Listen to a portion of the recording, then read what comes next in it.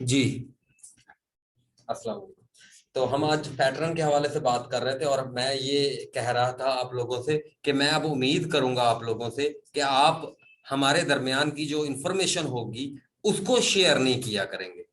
मैं अगर आइंदा के बाद आपको कोई भी चीज दूंगा तो आप लोगों में से कोई भी उसमें से कोई भी चीज शेयर नहीं करेगा, क्योंकि वो हमारी इंफॉर्मेशन है, वो हमारी मेहनत है। हम यहाँ 2-2 घंटे बैठकर मेहनत करते हैं, उसकी बैकग्राउंड पर हम लोग इतनी मेहनत करते हैं। वो इतने लोग हैं जो बेचारी बच्चियां इतनी मेहनत कर रही हैं, अब उनके नोट्स भी मैं तो कहता हूँ कि नहीं जाने चाहिए आगे। लड़कियां आपकी बहनें हैं सारी, वो इतनी मेहनत कर रही हैं। आपके भाई जो साथ के, हम एक दूसरे का एहसास नहीं करेंगे, अगर बेरोजगार बेरोजगार का एहसास नहीं करेगा तो हम किस तरीके से जो है मामला को चला पाएंगे। तो लेकिन हम पूरे पाकिस्तान के बेरोजगारों का एहसास नहीं कर सकते, क्योंकि हमारे अंदर अल्लाह ताला ने उतनी कैपेसिटी नहीं रखी। तो जो हमारा क्राइटेरिया है, जो हमारा सर्कल है, बस हम उसमें रहेंगे।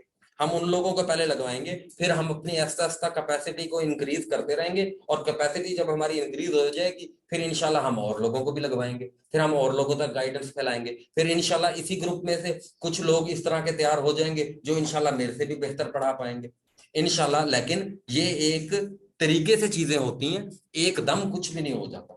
तो इसके लिए बड़ी एफर्ट्स करनी पड़ती हैं, बड़ी मेहनत करनी पड़ती है। तो मैं उम्मीद करूंगा कि आप वो लोग मेहनत करेंगे। आज मैं यहाँ पर डिस्कस करूंगा कि जो पैटर्न में तब्दीलियां हुई हैं उनको हम कैसे टैकल कर सकते हैं, और वो तब्दीलियां क्या हुई हैं, और हमारी प्रेपरेशन अब कैसे जाएगी आगे, और हम किस तरीके से जो है मामलात को, स्पेशली पाकिस्तान स्टडीज को, जीके को, करंट अफेयर्स को, और करंट अफेयर्स भी इसमें मैं ऐड कर लेता हूँ। करंट अफेयर्स को मैं ऐड कर लेता हूं, जो अगर करंट पेपर्स को देखा जाए तो वेरी वेरी रेलिवेंट। अच्छा, मैंने यहां पर लिखी है 1 2 3 4 5। मैंने 5 चीजें इधर लिखी हैं। एक सेकंड।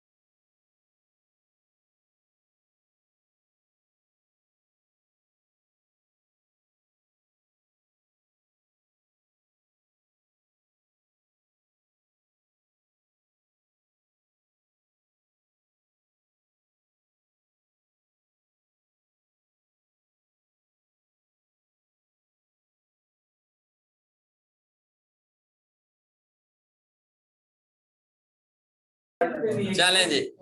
अच्छा, तो अभी ना वो हमने कहा दोबारा इंटरप्शन ना हो, तो इसलिए वो जिससे हमने नेट कनेक्ट किया था तो कॉल फॉरवर्डिंग लगा दी। तो ये ही 5 चीजें हैं हमारी यूपीएससी में। वैसे टोटल सब्जेक्ट जो होते हैं वो 10 होते हैं, तो इन 5 सब्जेक्ट को तो हम इकट्ठा कैरी करेंगे और किया जा सकता है, इजीली इजीली इकट्ठा कैरी किया जा सकता है। अब जीके का वही हमारा पैटर्न रहेगा जो मैंने पढ़ाया है, और जो मेरे ओल्ड स्टूडेंट हैं वो, अब उसमें हम आपकी थोड़ी सी एफर्ट्स बढ़ जाएंगी। अब आपकी क्या एफर्ट्स बढ़ जाएंगी कि अब आपने, जो बात मैं हमेशा से कहता हूं कि मेरी कॉपी बनना है, तो वाकई ही अब आपको मेरी कॉपी बनना पड़ेगा। यानी अब आपको ऑप्शंस पे डिपेंडेंस को खत्म करना पड़ेगा। उसकी वजह क्या है? उसकी वजह के लिए मैं आपको 4 से 5 क्वेश्चन जो हैं यहां पर बता देता हूं। अब ये एक पास्ट पेपर में से क्वेश्चन आया हुआ था, a man is free, man is born free but everywhere in chains, everywhere in. तो ये एक क्वेश्चन आया हुआ था, man is born free but everywhere in chains. तो ये पीपीएससी के पास्ट पेपर में जो पॉलिटिकल साइंस के सब्जेक्ट स्पेशलिस्ट के पेपर हैं उनमें ये सेम क्वेश्चन आया है। तो इसका आंसर वहां पर होता है ROSSEU, रोजे। तो मैंने अपने लास्ट सेशन में और इंशाल्लाह आपको भी जब फ्रेंच रेवोल्यूशन का हमारा टॉपिक आएगा तो मैं आपको बताऊंगा कि ये एक पॉलिटिकल थिंकर था, पॉलिटिकल फिलोसोफर था, और ये वाली स्टेटमेंट मैंने अपने पिछले सेशन में कम से कम 15 से 20 बार कही होगी, a man is born free. क्योंकि वो लिबर्टी, इक्वालिटी, फर्टर्निटी जो स्लोगन थे फ्रेंच रेवोल्यूशन के, वो पूरा मैं बताता हूं। वो भी क्वेश्चन आते हैं पूरा फ्रेंच रेवोल्यूशन का, उसमें मारिया एंटोनेट का क्या रोल था, उसमें जो लुइस 16 था जो उनका किंग था उसका क्या था, और बड़े ही सिस्टमैटिक वे में पढ़ते हैं हम। तो अब ये रोजे तो सबको याद था, लेकिन इसका पूरा नाम आपको मैं बता देता हूं। इसका पूरा नाम है जीन जैक्स रोजे।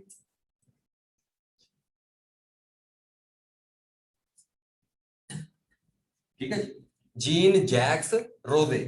तो अब ये भाईजान ऑप्शंस में अवेलेबल नहीं था, ऑप्शन में अवेलेबल नहीं था, इसका आंसर था नन ऑफ दीज।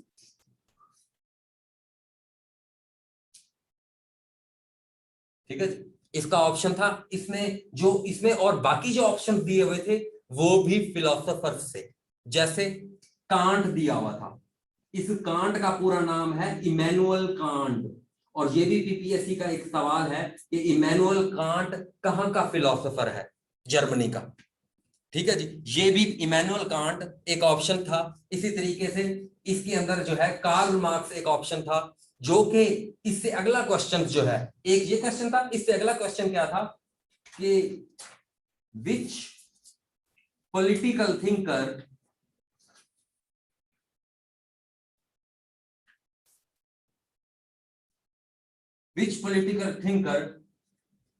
डिस्कस या represent the theory of discuss the theory of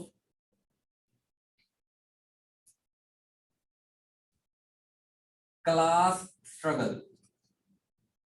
तो ये भी कार्ल मार्क्स का जब हम पढ़ेंगे तो उसमें बताएंगे कि वो किस तरह की सोसाइटी चाहता था, और जो रशिया में रेवोल्यूशन आया वो लिनन, व्लादिमीर लिनन को जब हम पढ़ेंगे, रशियन रेवोल्यूशन, मैंने बड़े ही सिस्टमैटिक वे में, मैं ये यूरोपियन हिस्ट्री पूरी की पूरी इतनी एक सिस्टमैटिक वे में करवाता हूं कि जो मेरे पिछले सेशन वाले हैं वो इस चीज को बेहतर तरीके से बता सकेंगे। लेकिन या जब आप पढ़ लेंगे इंशाल्लाह तो आप बता सकेंगे कि यार कोई चीज इसमें हमने मिस की है, और हर चीज का आपको एक रिदमिक वे मिलेगा कि हाँ आपको ये 5 चीजें इकट्ठी सिंक हुई हुई मिलेंगी। उसमें से अब पाकिस्तान अफेयर्स हमने किया है, अब हमारी एक्स्ट्रा रिस्पॉन्सिबिलिटी क्या होगी? अब हमारी एक्स्ट्रा रिस्पॉन्सिबिलिटी ये होगी कि जो पहले तो हमने सिर्फ और सिर्फ वो चीजें की, और एक हिस्ट्री, हमने फैक्ट सिर्फ और सिर्फ वो लिखे, हमने पहले, मैंने आपको फैक्ट सिर्फ और सिर्फ वो लिखवाए जो इम्तियाज शाहिद की पास्ट पेपर्स में आए हुए थे। अब हम उसके अलावा भी जो फैक्ट्स हैं उनको भी लिख लिया करेंगे।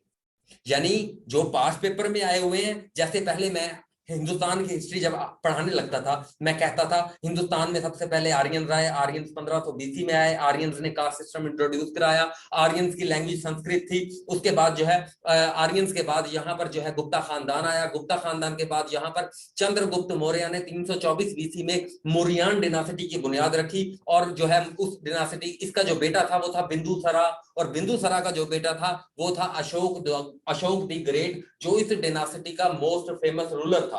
और जो अशोक था वो बुद्धिज्म मजहब का फॉलोअर था, और बुद्धिज्म का बानी सिद्धार्था था। और सिद्धार्था जो किताब है वो हरमन हैस्ती ने लिखी है, ये कल सवाल आया हुआ था। हम यानी इस तरह से एक स्टोरी से पढ़ेंगे चीजें।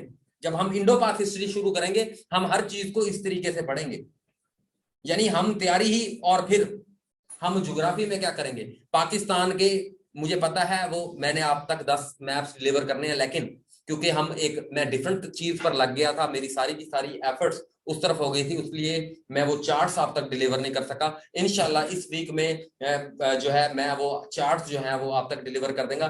पाकिस्तान हिस्ट्री में जो भी ज्योग्राफी से रेलिवेंट आपका क्वेश्चन आएगा, या अभी भी जिन लोगों ने पेपर दिए हैं तो उन्होंने देखा होगा कि उन्हीं में से सवाल आए। बल्कि इवन असिस्टेंट डायरेक्टर का जो मेरा पहला क्वेश्चन था वो हमने एक दिन पहले डिस्कस किया था।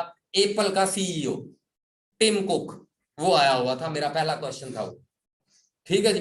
तो कंप्यूटर में बायोस आया हुआ था, बेसिक इनपुट आउटपुट सिस्टम, वो हमने पढ़ा था।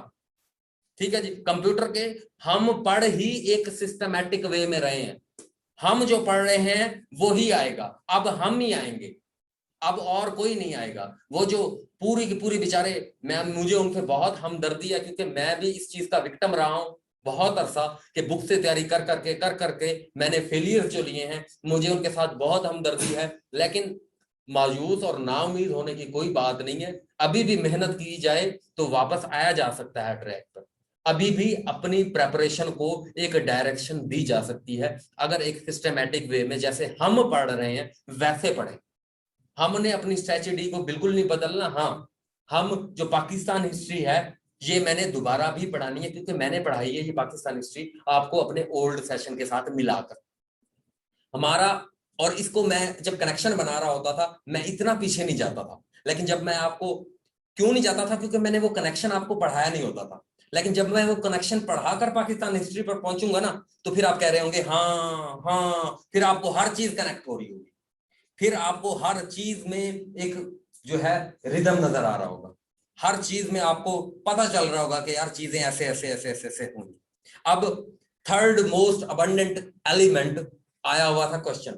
मैं अर्थ की, अब हमारी अर्थ कंपोजिशन ही हमारा टॉपिक होना था, अगर आज हमारा ये टॉपिक ना होता तो अर्थ कंपोजिशन में हमने ये सारी चीजें, अर्थ की एटमॉस्फेरिक कंपोजिशन, अर्थ की जो है केमिकल कंपोजिशन, अर्थ की मैकेनिकल कंपोजिशन, ये तीनों composition, troposphere, stratosphere, mesosphere, thermosphere, exosphere, ये पांचों लेयर, 4 बेसिक लेयर और एक वैसे लेयर, ये पांचों लेयर जो है वो हमने करनी थी। और मैं अब कोशिश करूंगा कि मैं भी हल्के फुल्के फैक्ट आपको बताऊं, लेकिन उसके अलावा आपकी क्या जिम्मेदारी होगी अब से, यानी आप पढ़ ही टॉपिक रहे हो, आप कोई इस तरह की नहीं कर रहे कि किताब उठाकर मैं खड़ा होकर मैं सवाल बोल बोलकर अपने इल्म के झंडे गाड़ता रहूं कि मुझे इस सवाल के बारे में इतना कुछ पता है। मैं तो ऐसे पढ़ाता ही नहीं हूं, मैंने पूरी की पूरी हिस्ट्री को थिंक करके पढ़ाता हूं, पूरी की पूरी हिस्ट्री का एक टॉपिक बनाता हूं और टॉपिक बनाकर पढ़ाता हूं, और उसके बाद फिर मैप बनाता हूं। मैप से अब जो भी कैपिटल्स आ रहे हैं, जो भी इम्तियाज शाहिद का सवाल आ रहा है बुक का, उसका आंसर होता है नन ऑफ दीज। वही जो बात मैं करता था कि यार ऑप्शंस के बगैर याद करो चीजों को, वही बात अब बच्चों के जिन्हों को सब कैपिटल्स आते थे वो भी कैपिटल्स भी गलत लगा रहे हैं। लेबनान का कैपिटल बैरूत, लेकिन क्या है कि नन ऑफ दीज। इंडोनेशिया की करेंसी रुपया, none of these. None of these 18 number के आ रहे हैं, और हम जितने भी वन पेपर के पेपर दे रहे हैं उसमें नन ऑफ दीज तो हमने कभी देखा ही नहीं पीपीएससी में। और हम लोग पीपीएससी के साथ 1 साल 6 महीने 2 सालों से लगे हुए हैं, तो हमें नन ऑफ दीज की तो आदत ही नहीं थी।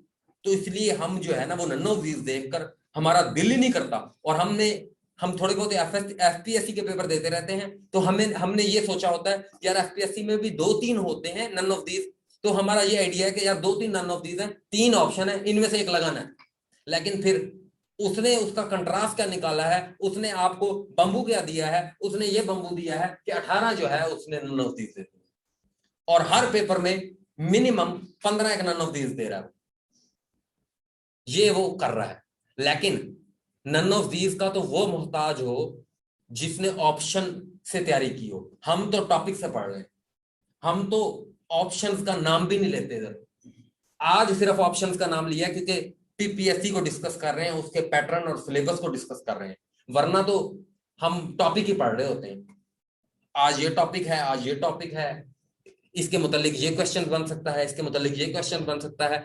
अभी तक जितने भी लेक्चर हुए हैं उसमें यही बातें हुई हैं हमारी।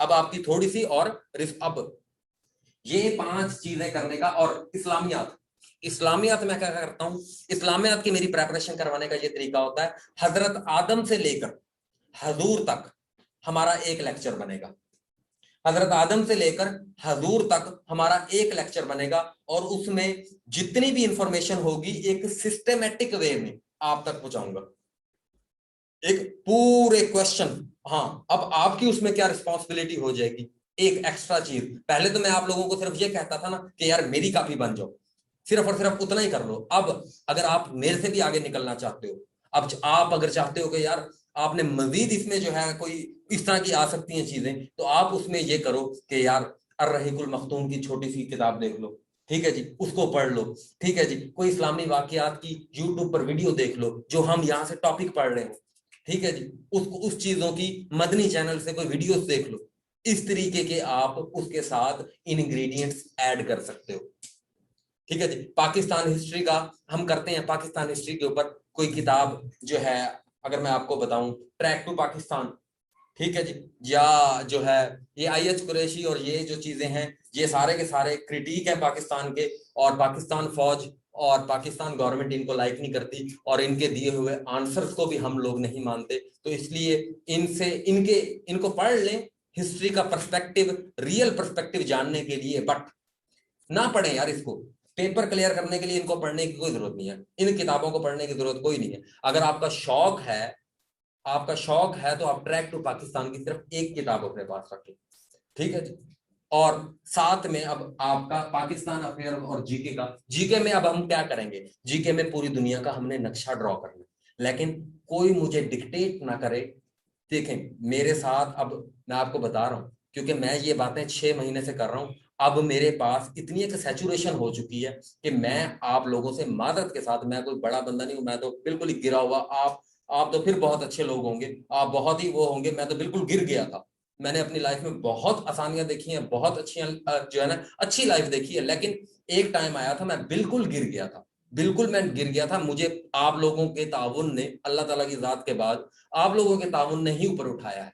आप लोग मेरे लिए मेरा एसेट हो, लेकिन मेरी एक कैपेसिटी है, मैं एक इंसान हूं, मैं अपनी कैपेसिटी को इंक्रीज करने की कोशिश कर रहा हूं, but it will take some time. मैं छलांगे मारने का आदी नहीं हूं, मैंने जिंदगी में बहुत मारी, लेकिन मुझे उसका नुकसान हुआ। इसलिए ज्यादा से ज्यादा कोशिश करें कि मुझे रिलैक्स रखें, ताकि मैं आप लोगों के लिए ये कर सकूं, ठीक है जी। ज्यादा से ज्यादा कोशिश करें मुझे डिस्टर्ब ना करें। आपको कोई प्रॉब्लम्स हैं, कोई चीजें हैं, वो आप, वकास है, शहजाद है, उस्मान है, और भी बुशरा है, ठीक है जी, लड़कियां अगर चाहती हैं, और माजबीन है, एडमिन है वो, तो इन लड़कियां इनसे रब्ता कर लें अगर वो नहीं करना चाहती बॉयज से रब्ता। वरना ये लड़के भी चारों 80 वाले मार्क्स वाले हैं। वकास के असिस्टेंट रजिस्ट्रार कोऑपरेटिव में 75 मार्क्स थे ऐसे में, इंग्लिश ऐसे में, और वकास के उर्दू में 65 मार्क्स थे, जीके में 69 मार्क्स थे। वकास कोई माड़ा बंदा नहीं है। शहजाद जो पुलिस में है, उसके 83.75 मार्क्स थे असिस्टेंट पुलिस में, 83.75। इंस्पेक्टर में उसके 84 नंबर थे। उसके बाद असिस्टेंट सब इंस्पेक्टर में वो शॉर्ट लिस्टेड था। ये कोई जो हमारे मेरे स्टूडेंट हैं ओल्ड बैच के, ये मेरे से पढ़े हैं, ये दोबारा मेरे साथ जुड़े हुए हैं, ये कोई आम लोग नहीं है। उस्मान समी जो है, उस्मान, उसका एक मेरे साथ और भी उसके रेफरेंस से लोग हैं, उसके दोस्त हैं जो, उस्मान समी की भी बहुत मेहनत है, उसकी हर क्वेश्चन के ऊपर, हर मामले के ऊपर, और वो बहुत ही सीनियर बंदा है। वकास भाई 2012 से प्रेपरेशन कर रहे हैं पीपीएससी की 1 पेपर की, मेरे से ज्यादा एक्सपीरियंस है, लेकिन अल्लाह ताला उनको जज़ा दे, उनके अंदर सीखने का जज्बा अभी भी मौजूद है, और वो अपने आप के अंदर, उन्होंने कोई बड़ी अपना बड़ापन नहीं, हाँ कहीं से भी मिलता है, कुछ भी मिलता है ले लो, कोई बड़ा छोटा सीखने में नहीं होता। ये मुझे, मैं भी इसी चीज का कायल हूँ। मैं बाज़ औक़ात आप लोगों से सीख रहा हूँ। अब हमने जो है पिछले सेशन में मैंने जो है उनको बुक करवाई। तो अब बुक में बाज एक दो सवाल मेरी गलत थे तो उन्होंने मुझे करेक्ट करा दिया। तो ये तो सीखने का अमल जो होता है वो तो कभी भी खत्म नहीं होना चाहिए। कोई इंसान भी परफेक्ट जो है वो अल्लाह की जात थी या हजूर थे परफेक्ट, बस हम लोगों के अंदर कमियां हैं, कोताहियां हैं, लेकिन हम जो है वो बेहतर से बेहतर करने की कोशिश कर सकते हैं। तो आप लोगों ने एक तो मुझे, यानी आप क्योंकि मैं काम कर रहा होता हूं आप लोगों के लिए, मैं दिखाता हूं आपको अपना काम। ये काम कितनी देर में, ये देखें, ये सिर्फ और सिर्फ अभी मैंने दो पेपर, ये देखें, ये इनको दो चार बार लिखना पड़ता है, इनको चार बार लिखना पड़ता है पेपर को, इनको चार बार लिखना पड़ता है, एक बार नीट करना होता है, एक बार, यानी ताकि आप तक बेहतरीन डाटा पहुंचाया जाए। उसके दौरान अगर आप लोग गाइडेंस आपकी, ये लोग बिल्कुल बेहतरीन कर देंगे आपको, बिल्कुल, क्योंकि इन्होंने मेरा पूरा पूरा सेशन लिया है, ये मेरा ही, ये जैसे ये मेरी कॉपी बन चुके हैं। जैसे मैं कहता रहता हूँ ना, वकास मेरी कॉपी बन चुका है, शहजाद मेरी कॉपी बन चुका है। शहजाद तो बिल्कुल ही मेरी कॉपी बन चुका है ना, शहजाद तो यानी कॉपी है, आपको फील होगा कि ये कॉपी है। और उस्मान भी जो है वो किसी हद तक जो है वो आपको फील होगा कि यार आप बिलाल से बात कर रहे हो। तो फिर मैं आप लोगों के लिए आपकी इंग्लिश का हल करने का सोचूंगा। फिर मैं कोई आपके लिए न्यू इनिशिएटिव शुरू कर सकता हूं, लेकिन न्यू इनिशिएटिव आप लोगों के लिए नहीं होगा। आपको मैं यहां इंशाल्लाह कोशिश करूंगा पूरा का पूरा कवर कराऊं। हालांकि 12,000 रुपए में कुछ भी कवर नहीं होता, कोई भी पूरे पाकिस्तान में नहीं पढ़ा सकता इतना मैं जो पढ़ा रहा हूँ, इसकी कभी भी फीस 12,000 रुपए। मैं आपको कह रहा हूँ कि इंग्लिश का भी मैं जिस हद तक कोशिश कर सका, लेकिन मेरी कमिटमेंट नहीं है। मैंने पहले दिन आप लोगों को कहा था कि मैं ये तहसीलदार के लिए प्रेपरेशन इंग्लिश की नहीं, क्यों? क्योंकि इंग्लिश की प्रेपरेशन के लिए एक सेपरेट टाइम चाहिए अगर आप बेसिक टू एडवांस जाना चाहते हैं। हाँ, एक जो गाइडेंस है, जो ग्रामर के रूल्स हैं, जो उसका मटेरियल है, जो उसके सोर्सेज हैं, I can provide you that. But अगर आप ये कहो जीरो टू, उसके लिए अलग से डेली 2 घंटे का लेक्चर होगा, और उस 2 घंटे के अंदर हम टॉपिक पढ़ेंगे, फिर उसकी एक्सरसाइज करेंगे, उसकी एक्सरसाइज से उसके रूल्स ड्राइव करेंगे। ये पूरी की पूरी, यानी इंग्लिश इंग्लिश के होके रह जाएंगे, 16 नंबर ही आएंगे फिर। ठीक है जी, 16 नंबर आ जाएंगे बस। ठीक है जी।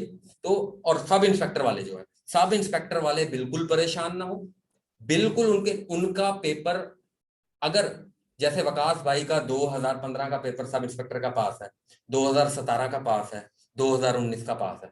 ठीक है जी, तीनों जो है उनके, वकास भाई के तीनों सब इंस्पेक्टर के पेपर पास है।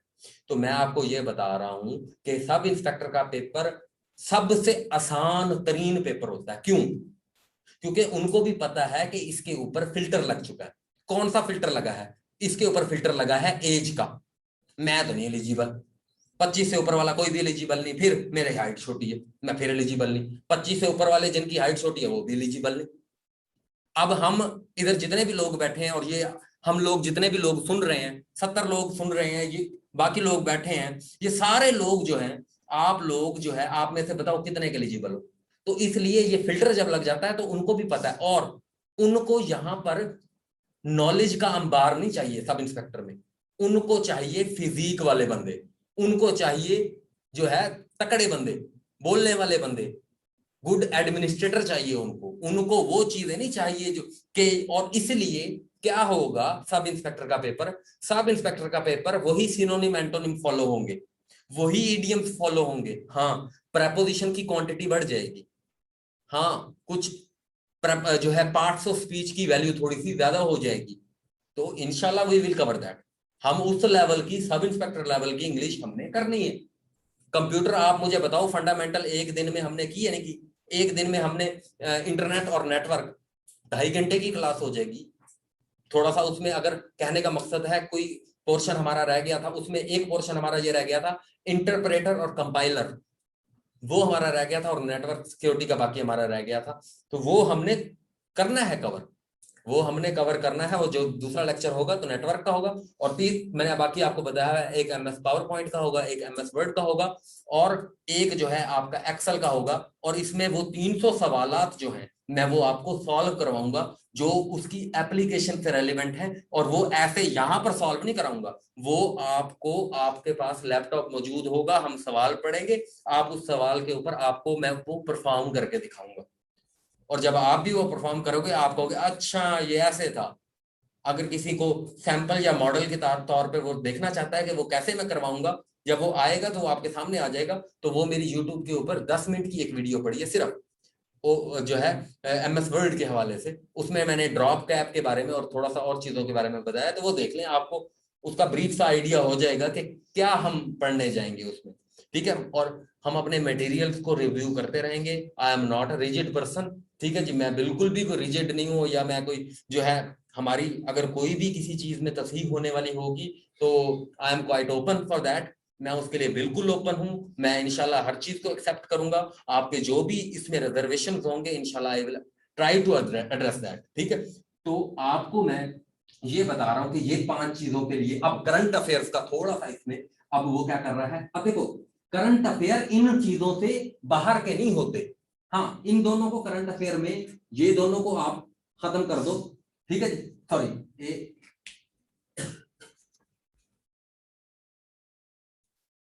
करंट अफेयर में ये दोनों नहीं आते। करंट अफेयर में ये दोनों आते हैं। करंट अफेयर किससे मिलकर बना होता है? करंट अफेयर कुछ इंटरनेशनल अफेयर से मिलकर बना होता है और कुछ पाकिस्तान अफेयर से मिलकर बना होता है। करंट अफेयर कुछ जनरल नॉलेज से मिलकर बना होता है और कुछ पाकिस्तान अफेयर से मिलकर बना होता है। जैसे नूर खान मिस्कीन जई किस जो है अदालत के जज हैं? अभी फेडरल शरीयत कोर्ट के जो आपके जज हैं नूर खान, जो है फेडरल शरीयत कोर्ट जो जियाउल हक ने जो है 1980 में बनाई थी। ठीक है जी, वो उसके जो फेडरल शरीयत कोर्ट उसके जो जज हैं चीफ जस्टिस जो है, उसके चीफ जस्टिस वो कौन है? नूर खान मिस्कीन जई। ठीक है जी, ये आपका कौन सा सवाल हो गया जी? पाकिस्तान अफेयर्स का। खालिद खुर्शीद कहाँ के सीएम हैं जी? खालिद खुर्शीद गिलगित एंड बल्तिस्तान के सीएम है, ये हमने पढ़ा भी है। ठीक है जी, खालिद खुर्शीद अभी करंट जो है, और ये नन ऑफ दीज में ऑप्शन था, नन ऑफ दीज इसका आंसर था। ठीक है, ये पाकिस्तान अफेयर से रेलिवेंट करंट अफेयर से, यानी वो करंट अफेयर्स। अब जीके के करंट अफेयर्स क्या होते हैं? जीके के करंट अफेयर्स और पाकिस्तान के हवाले से आपको बताऊं, आईए रहमान, ये अभी अप्रैल 2021 में एक आपके जो है वफात पाई है आईए रहमान ने। वो जी 3 आपके ये देखें पाकिस्तान अफेयर से हो गए। और इसी तरीके से जीके का वो क्या पूछ लेगा जी? जीके का वो ये पूछ लेगा कि जी करंट जो है फॉरेन मिनिस्टर ऑफ अफगानिस्तान। ठीक है जी, मोहम्मद हनीफ अतमर, मोहम्मद हनीफ अतमर। ठीक है जी, कुछ इंपॉर्टेंट कंट्रीज जैसे आपके पाकिस्तान के सराउंडिंग के कंट्रीज, इंडिया का फॉरेन मिनिस्टर, अफगानिस्तान का फॉरेन मिनिस्टर, रशिया का सर्गी लावरोव। ठीक है जी, सर्गी लावरोव। और उसके बाद यूएसए का, यूनाइटेड स्टेट्स ऑफ अमेरिका का सेक्रेटरी ऑफ स्टेट, ठीक है जी, ब्लिंकिंग। ठीक है जी, ब्लिंकिंग से याद कर लो। ठीक है जी, अभी चेंज हुआ, पहले माइक पॉम्पियो था। ठीक है जी, इस तरीके से आपको ये जीके के करंट अफेयर होते हैं। इन दोनों को मिला के आपके 10 मार्क्स के करंट अफेयर आ रहे हैं। और इसके लिए आपको कोई ज्यादा एफर्ट करने की जरूरत नहीं। जस्ट पाक एमसीक्यूज के आप पहले 50 जो पेजेस हैं वो कर लेंगे। उसके अलावा वर्ल्ड टाइम्स की जो मैगजीन है उसके लास्ट में जो गिवन आपके पास एमसीक्यूज होते हैं वो कर लेंगे, और एक रात को 9 बजे का खबरनामा देख लेंगे। और ये जो रिपोर्ट से मुतल्लिक सवाल आए होते हैं, इसके लिए आप क्या कर सकते हो? अगर कोई एक्स्ट्रा एफर्ट करना चाहता है, इसके लिए वो ये करेगा कि डॉन जो है उसकी हेडलाइंस पढ़ लिया करे। और अगर उसमें संडे के टाइम पर, जब संडे को अखबार आता है, संडे मैगजीन जो उसकी होती है, उसमें जो है जो उसकी पाकिस्तान के रेलिवेंट जो स्टैटिस्टिक होते हैं उनको वो नोट कर ले कि अगर कोई जैसे खेवड़ा में साल्ट जो है वो रिजर्व कितने हैं, ये सवाल आया था। पाकिस्तान में लाइफ स्टॉक का पाकिस्तानी इकोनॉमी में कितना शेयर है, ये सवाल आया हुआ था। यानी according to survey of Pakistan. ठीक है जी, पाकिस्तान के अंदर पर कैपिटा शुगर, हर आदमी शुगर कितनी खाता है एनुअली, ये बता दें कितने केजी।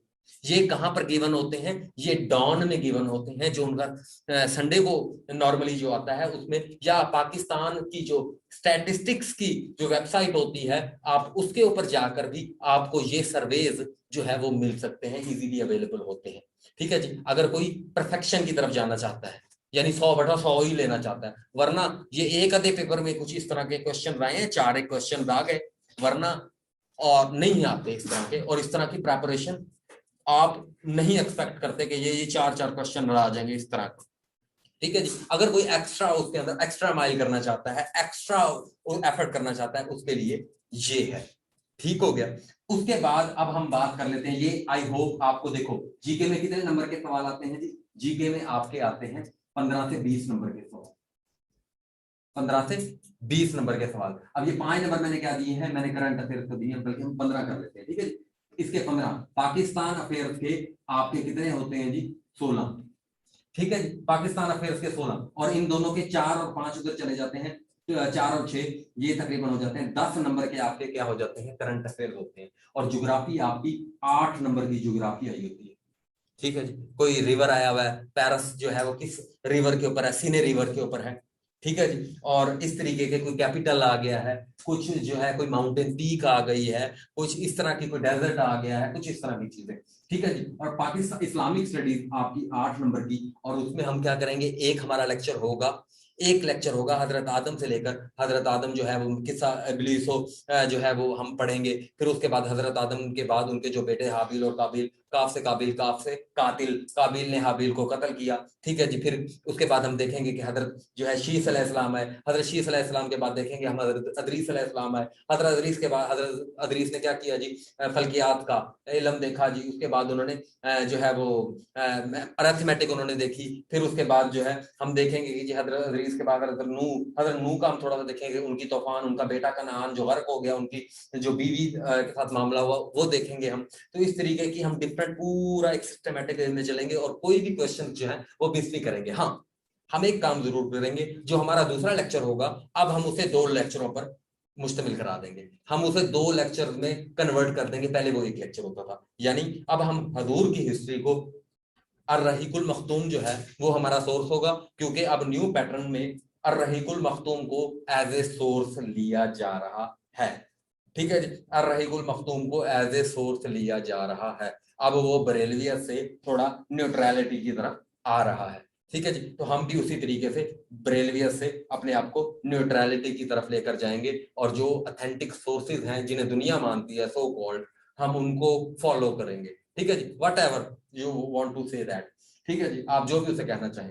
तो हम उस लेवल से, उस इंटेंसिटी से इस्लामियात को करेंगे, यानी। और उसके बाद जो सहाबा कराम है उसके ऊपर भी हम जो है एक लेक्चर जो है वो लाजमी रखेंगे, और एक जो हजूर के हम लेक्चर रखेंगे, एक रखेंगे हम जो है 570 एडी से लेकर जो है 610 एडी, 622 एडी तक, हिजरत तक, और एक हिजरत के बाद के उसमें गज़वात आ जाएंगे, उसमें जो है अहकामात आ जाएंगे, और उसमें जो है कुरानिक, एक कुरानिक इंफॉर्मेशन का हमारा अलहदा से हो जाएगा, ठीक है जी। कुरानिक इंफॉर्मेशन का क्या क्या मामलात हैं, किस सूरत में क्या है, और पारों के नाम वगैरह जो इंपॉर्टेंट है, या जो भी मामलात हैं, हम उन चीज़ों को देखेंगे। और एक में जो है हम क्या देखेंगे जी? सहाबा और आइमा कराम का जो मामला है वो हम देखेंगे।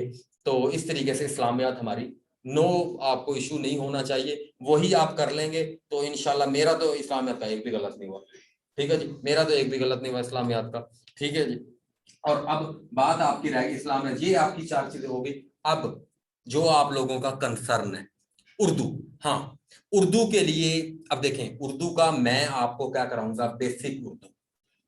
इसमें मार्फा क्या होता है यार, मुहावरे और रोजमर्रे में और मकूले में, और इसमें क्या फर्क होता है, खताब और लकब, और इनमें क्या फर्क होता है, और जो मेरे नोट्स हैं वो आपको प्रोवाइड करूंगा। अब अगर आप उसमें भी एक्स्ट्रा जाना चाह रहे हैं, मेरा तो ये है कि मेरा एक भी सवाल गलत नहीं हुआ उर्दू का जी, ठीक है जी। मेरा अब उसमें मेरी एक्स्ट्रा रीडिंग्स क्या है, मेरी एक्स्ट्रा रीडिंग्स ये हैं कि एक तो जो है वो मैं कलीदे उर्दू मैंने पढ़ी हुई है, ठीक है जी, कलीदे उर्दू मैंने पढ़ी हुई है। अगर कुछ एक्स्ट्रा जाना चाहता है तो वो कलीदे उर्दू, या कोई अगर उर्दू की स्पेसिफिक कोई आपको जीके की कोई जनरल नॉलेज की बुक मिलती है तो वो आप ले लें, तो that will be enough for you, अगर आप उसको वाकई ही क्रैम कर लेते हैं। वरना ये जो आपके पास्ट पेपर की उर्दू है, आई थिंक ये है। हाँ, लेकिन इसके साथ आप ग्रामर का तड़का लाजमी लगाएं।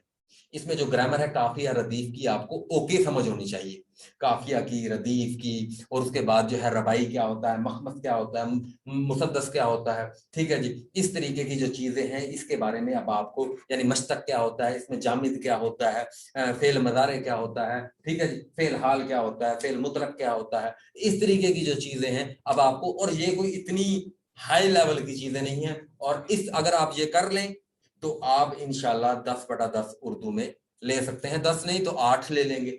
ठीक है जी, क्योंकि देखें आप ये लाजमी बात याद रखें कि आप अगर मेरे साथ अपना कंपैरिजन करना शुरू कर देंगे तो मैंने पढ़ाने की गर्ज से चीजों को बहुत पढ़ा है, मेरे साथ आप कंपैरिजन ना करें, आप लोगों से पूछें उनका क्या हाल है। वही फिर मुझे मलिक की दोबारा बात याद आ जाती है, जमानतें जब्त हो गई हैं भाईजान, जमानतें जब्त हो गई हैं भाईजान, यानी फेल हो गए हैं लोग जो पहले 70-70 लेते थे। एक 85+ ग्रुप बना हुआ है हमारे टॉपर्स का, उसमें रात रिकमेंडेशन आ रही थी कि उसका नाम हो जाना चाहिए 55+। रात उसमें रिकमेंडेशन आ रही थी कि अब इसका नाम 85 रखना जो है वो बेवकूफी है, कि यानी आप ये तसल्ली रखें कि अब मेरिट भी नीचे आएगा और ये आपको क्लियर आता हुआ नजर आएगा। यानी आप अब हमें थोड़ी सी अपनी पेपर की स्ट्रेटजी जो होगी, हर बंदे के लिए एक अपनी स्ट्रेटजी होगी कि क्या छोड़ना है, क्या करना है, क्या नहीं करना। हमें इन सब चीजों को देखना पड़ेगा और उस हिसाब से हमें तैयारी करनी पड़ेगी। तो अब इन चीजों को आपको जहन में रखना होगा और इस तरीके से आपको चलना होगा। ठीक है, तो ये चीजें जो हैं आपको लाजमी के उर्दू हो गई कि बात ये होता है कि देखिए आपको एक आंसर नहीं पता, जैसे 18 नन ऑफ दीज है, तो अगर आपको 70 कन्फर्म आते हैं और सीटें हैं 20, छोड़ दें बाकी।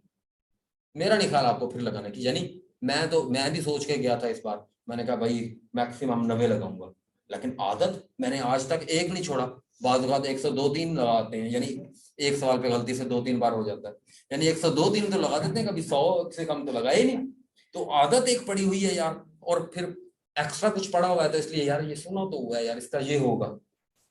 ठीक है, नन ऑफ दीज तो कभी भी जहन में नहीं आता, यानी नन ऑफ दीज को हजम करने में अब्दुल कादिर भाई को तो बहुत बेहतर पता है कि जो है नन ऑफ दीज को हजम करने के लिए बड़ा हौसला चाहिए। यानी आप इसकी प्रैक्टिस करें और इसके लिए रेडी रहें, इसके लिए अपने आप को रेडी रखेंगे यार नन ऑफ दीज आने वाला है, हमारी प्रेपरेशन ऐसी होनी चाहिए जो ऑप्शन फ्री हो, और इंशाल्लाह हम वही कर रहे हैं।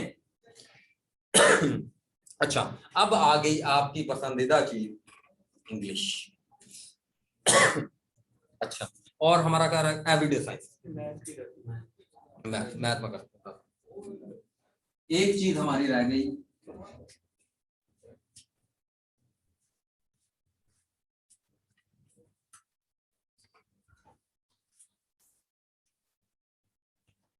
अब एक रह गई हमारी एवरीडे साइंस और एक रह गई मैथ। 5 हो गए हमारे सब्जेक्ट, 2 सब्जेक्ट एवरीडे साइंस पहले हम देख लेते हैं।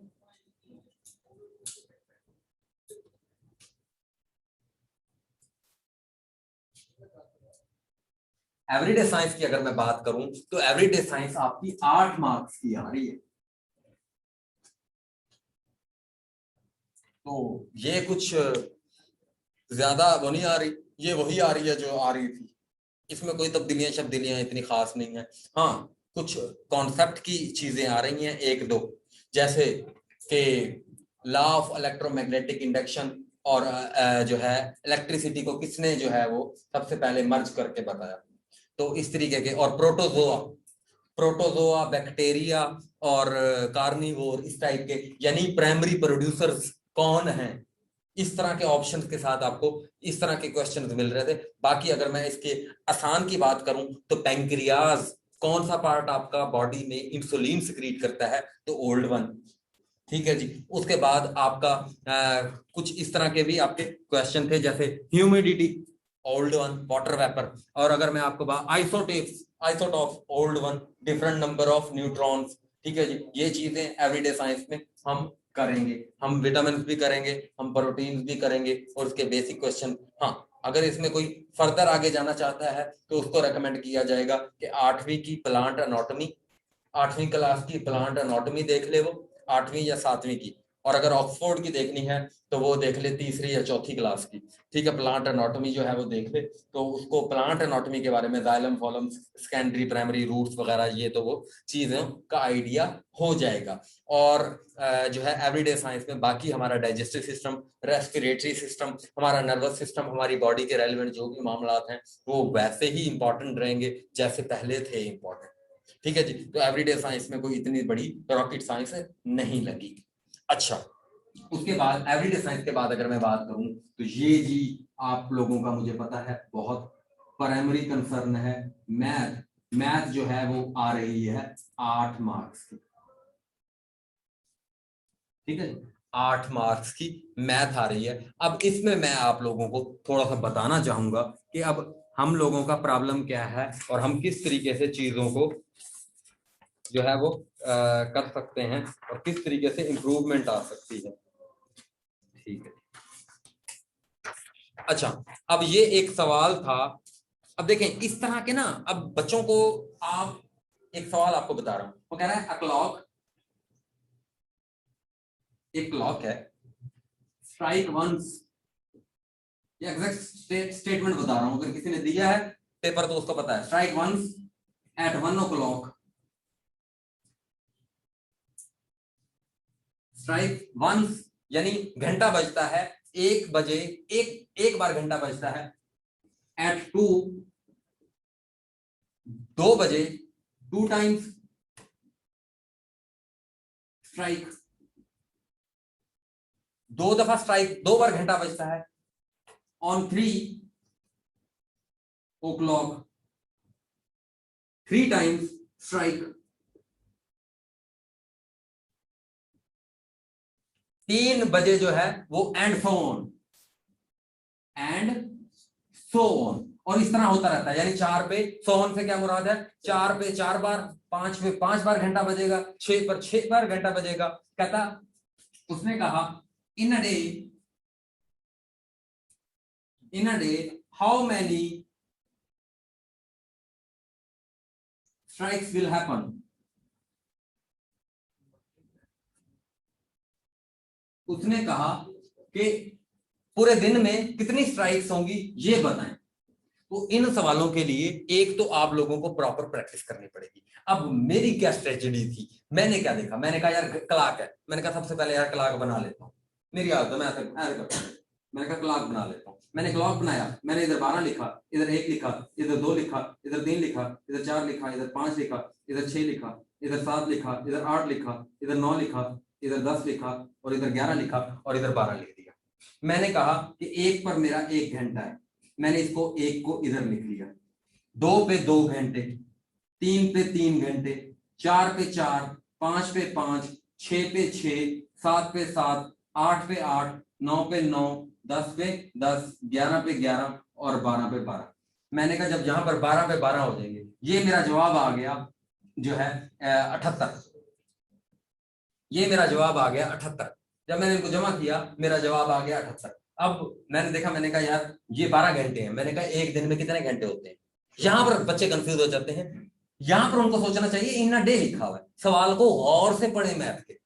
यानी 78 जैसे ही बच्चे का निकला होगा, उसने कहा होगा यार 78 तो ऑप्शन में नहीं है, नन ऑफ दीज लगा देता हूं। यहां पर हौसला करें, मैथ के लिए थोड़ा सा हौसला और पेशेंस रिक्वायर है, इसलिए आपको रेकमेंड किया गया था कि आप पेपर के एंड पर करेंगे सॉल्व मैथ, क्योंकि मैथ में थोड़ा सा हौसला चाहिए होता है, जिनकी अच्छी भी है उनको भी हौसला चाहिए होता है। तो अब क्या करना था, 78 यानी एक बारी, और दोबारा 12 घंटे जब होंगे तो 78 प्लस 78, और इसका जवाब हो जाएगा 156।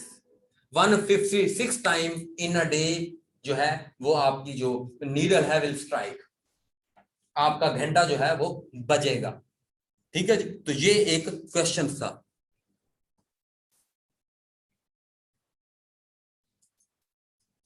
12 फैक्टोरियल है क्या, फैक्टोरियल में तो जरब हो जाएगा, 12 गरब 11 गरब। फैक्टोरियल, फैक्टोरियल का मतलब होता है 12 फैक्टोरियल का मतलब जो है, हाँ तो नहीं, वो नहीं, 12 फैक्टोरियल नहीं इसका। यार ऐसे कर लो, बस सादा रखो चीजों को, सादा रखो चीजों को, अपना दिमाग इस्तेमाल करो, लॉजिकल चीजों को लेकर चलो। अच्छा, एक क्वेश्चन नंबर, अच्छा अब एक सवाल आया हुआ था पिछले पेपर में कि जी एंगल ऑफ डिप्रेशन जो है, एक है आपके पास सीडी, ये मैंने आपको लास्ट टाइम भी बताया था, उसका जो एंगल ऑफ डिप्रेशन है वो है 60। ठीक है, एंगल ऑफ डिप्रेशन कितना है जी, 60। अब जब एंगल ऑफ डिप्रेशन आ जाता है तो एक आपके लिए असूल होता है कि आप एंगल यूज करते हो 10।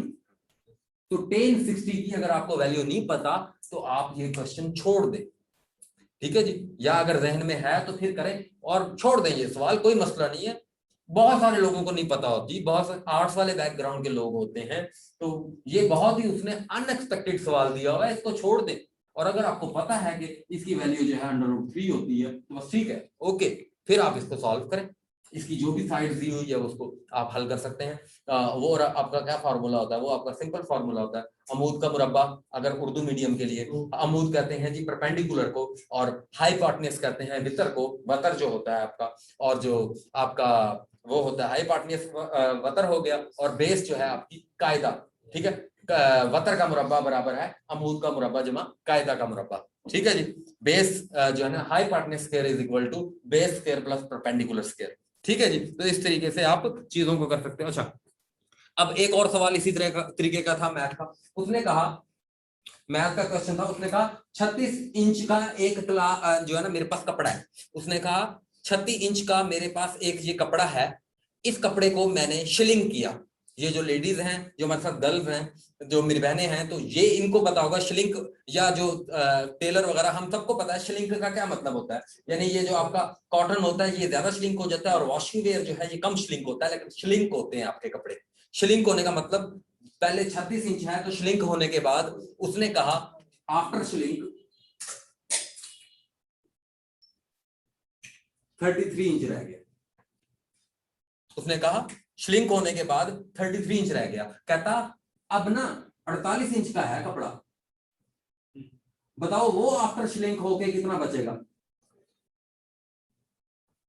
ठीक है जी, ये है, हाँ ये उसने पूछा। तो अब मैंने इसका क्या किया, मैं आपको क्या रिकमेंड करता हूं, आप क्या करो, देखें जी 36 है, 36 का मतलब ये है 36 को यानी कितना इंच हुआ है कम, 3 इंच। 36 को करो 3 पे डिवाइड, ये क्या आ जाएगा 12 इंच। यानी 1 इंच 12 इंच पे 1 इंच श्लिंक होगा, 12 इंच पे 1 इंच श्लिंक होगा। मेरे पास ये वैल्यू आ गई, 12 इंच पे 1 इंच श्लिंक होगा, कपड़ा मेरा 1 इंच छोटा हो जाएगा। और अब कितने का पूछ रहा है, 48, तो 4, ठीक है। 48 में से 4 गए, हाँ स्टेटमेंट बहुत बड़ी लिखी हुई थी, कंफ्यूज कर सकती थी, यानी इतनी बड़ी। अब मैं इसकी आपको एग्जांपल देता हूँ। यूनिट यानी यूनिट निकाल लिया ना कि 12 दिया 36, यानी 12 इंच पर 1 इंच, यानी 3 इंच हो रहा था ना छोटा, 36 में से 3 गए 33, यानी 3 इंच श्रिंक हुआ है ये 36 इंच का कपड़ा। तो यानी मैं 36 को अगर 3 पर डिवाइड करूं तो इसका मतलब 12 इंच जो है वो 1 इंच पे का हो रहा है। यानी टोटल में से आप इस तरीके से निकाल सकते हो जितनी वैल्यू श्रिंक हुई है, ठीक है जी। तो या अगर सीधा ही करो, ऐसे अगर दिमाग में इसको करना चाहो, 12 कम 12, 12 दूनी 24, 12 36, यानी 12 इंच पर 1 इंच कम हो रहा है यार, तो 12 कम 12, 12 दूनी 24, 12 36, 12 चौक 48, तो 48 पर यार 4 इंच होगा। ऐसे ही आप 12 का पहाड़ा जो है ना पढ़कर, 12 का टेबल पढ़ के इंग्लिश मीडियम वाले जो है वो कर सकते हैं जी। 12 1 12, 12 2 24, 12 3 36, और 12 4 48। तो इस तरीके से आप इसको कर सकते हो। तो अच्छा जी, अब एक बड़ा ही आसान क्वेश्चन था, लेकिन बल्कि ये बताता हूं। कहता द सम ऑफ 2 नंबर 37, ठीक है जी। उसने कहा दो नंबर हैं, ठीक है जी। अब इन सवालों को करने का एक तरीका कार होता है, अब इसको मेरा ख्याल आपको मिल जाएगी, आप खुद सॉल्व कीजिएगा। और मैथ में ना आपको मैं एक ट्रिक बताता हूं, मैथ का मैं आपको क्या ट्रिक बताता हूं।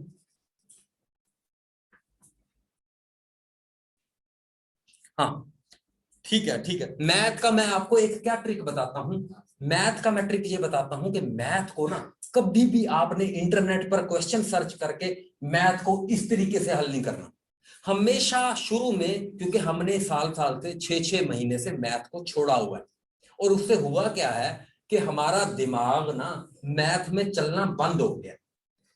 अब जब मैथ का सवाल आता है तो उसके जो पॉसिबल सोल्यूशन है ना, वो हमारा दिमाग को क्योंकि आदत नहीं है उन सवालों को देखने की और करने की, तो हमारा दिमाग उस पर जल्दी से रिस्पॉन्ड नहीं करता, क्योंकि हमारे दिमाग को आदत नहीं है उनकी प्रैक्टिस करने की।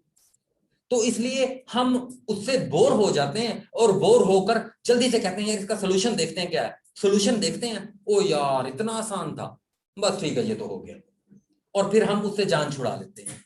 लेकिन मैं आपको इसमें एक ट्रिक बताऊंगा, एक आपको रिकमेंडेशन दूंगा, मेरी जो आपको सजेशन दूंगा, एक मैं क्या सजेशन दूंगा, मैं ये सजेशन दूंगा कि आप लोग 10 से 15 मिनट उसके ऊपर अपने दिमाग को खपने दें। बेशक कोई आइडिया आ रहा है या नहीं आ रहा, कुछ ना कुछ बौंगियां मारते रहें, यानी आपका दिमाग को मैथ के ऊपर सोचने की आदत पड़ जाए, और फिर वो आइडिया जब जनरेट होना शुरू हो जाएगा तो फिर देखिएगा आपकी मैथ के अंदर स्पीड इंक्रीज होना शुरू हो जाएगी।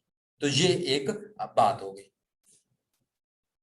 हाँ हाँ वो भी करवा देता हूँ, वो भी करवा देता हूँ, एक मिनट रुको उस्मान भाई, करवा देता हूँ।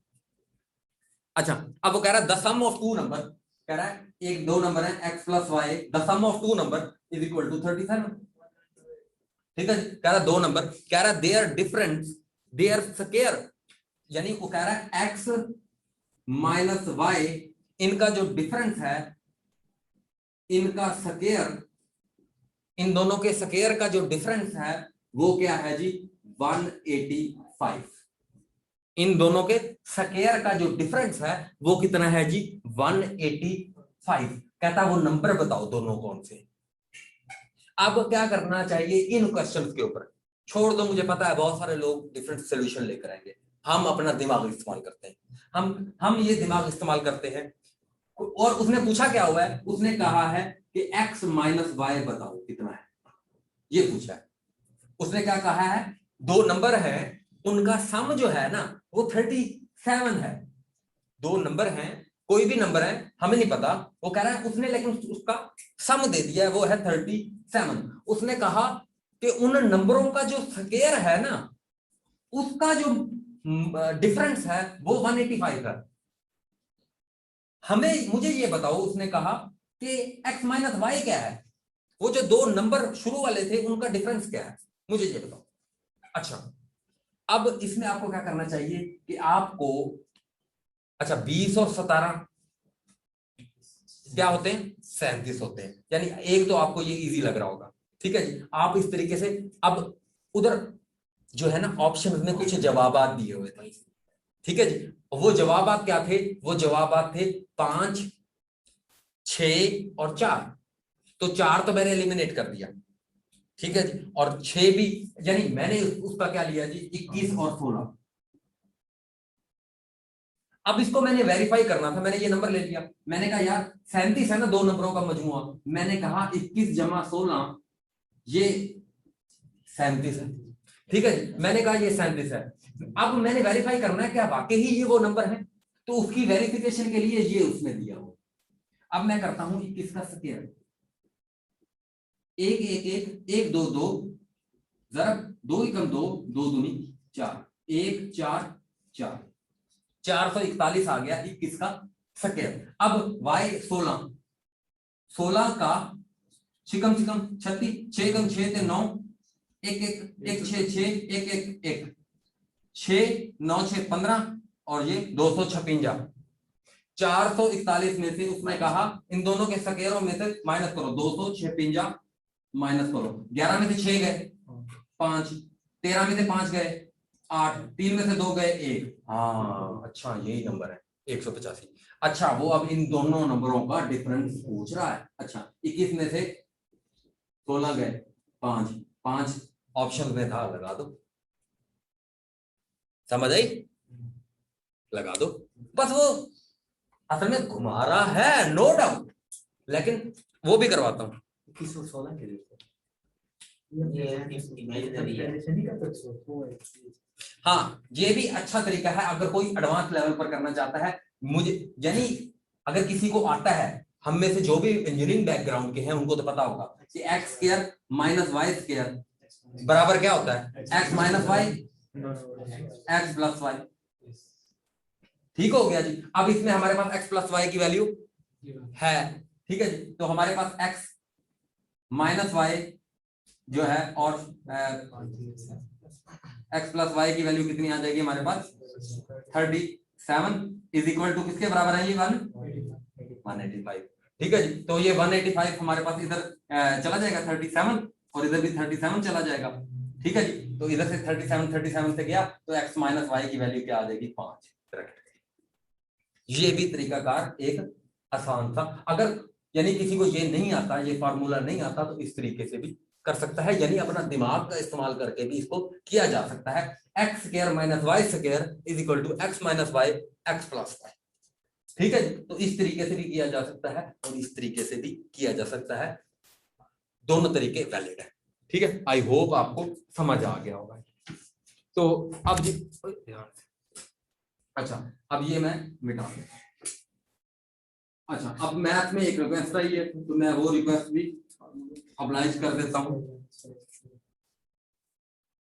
अच्छा चले, मैं क्लास वाला फिर सवाल करवा देता हूं, फर्स्ट वाला। हाँ सही बात है, हर बंदे का अपना है ना, किसी को शायद नहीं आते।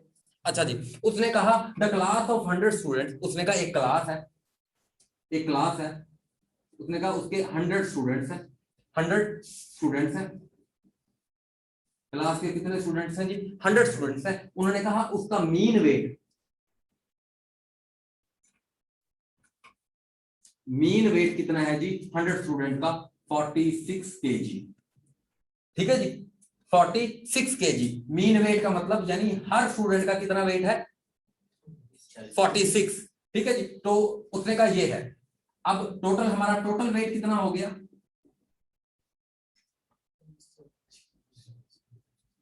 टोटल वेट हमारा कितना हो गया 4600 केजी। ये हमने साइड पर लिख लिया, ये हमारे पास एक मीन वेट से हमने निकाल लिया कि यार ये बात है, तो हमने ये साइड पर।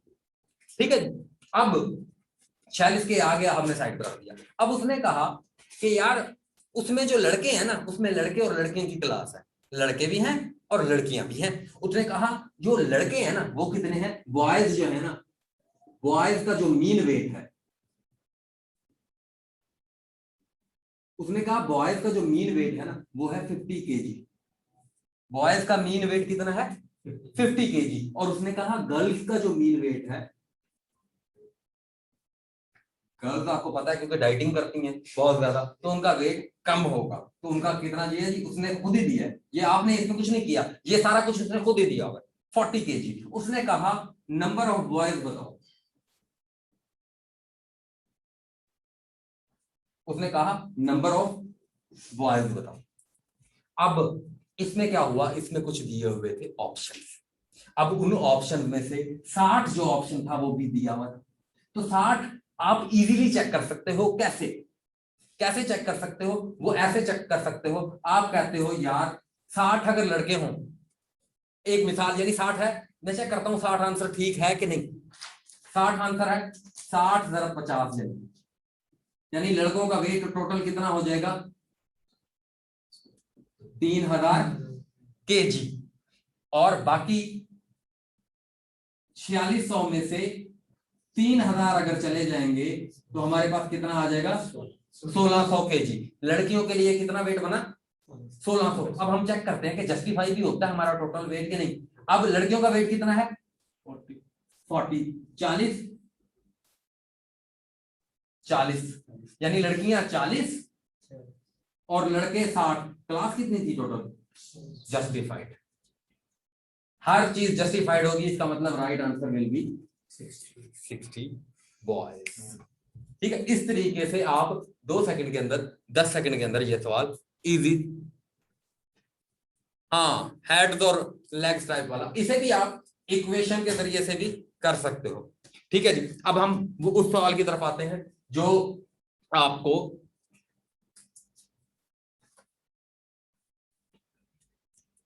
अच्छा, रेशो के ऊपर बहुत सारे बच्चों को प्रॉब्लम है, रेशो के ऊपर भी मैं एक आधा सवाल आप लोगों को बता देता हूं।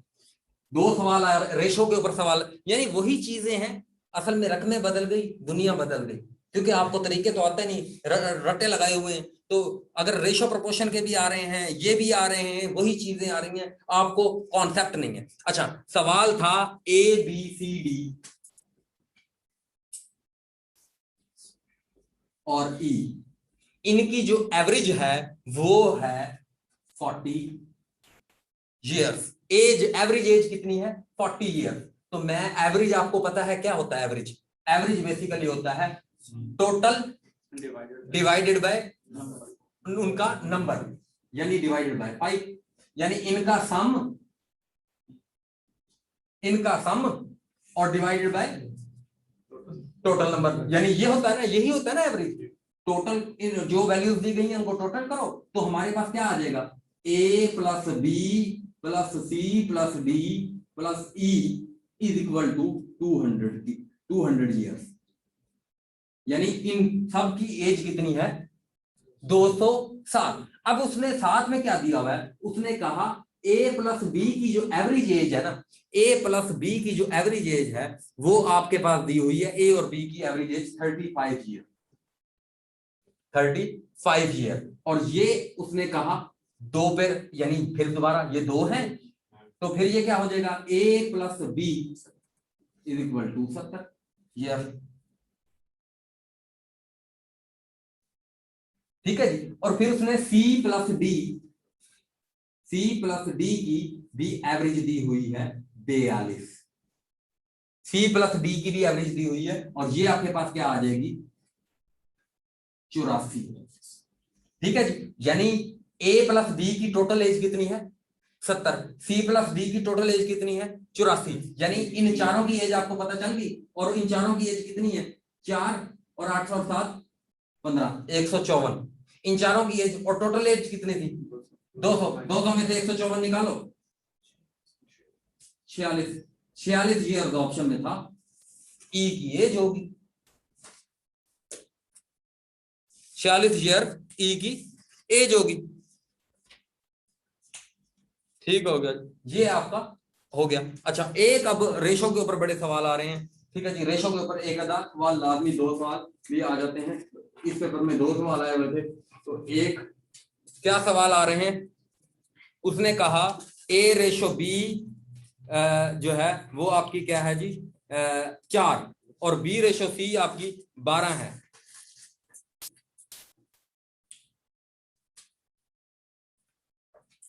हाँ जी सफदर भाई।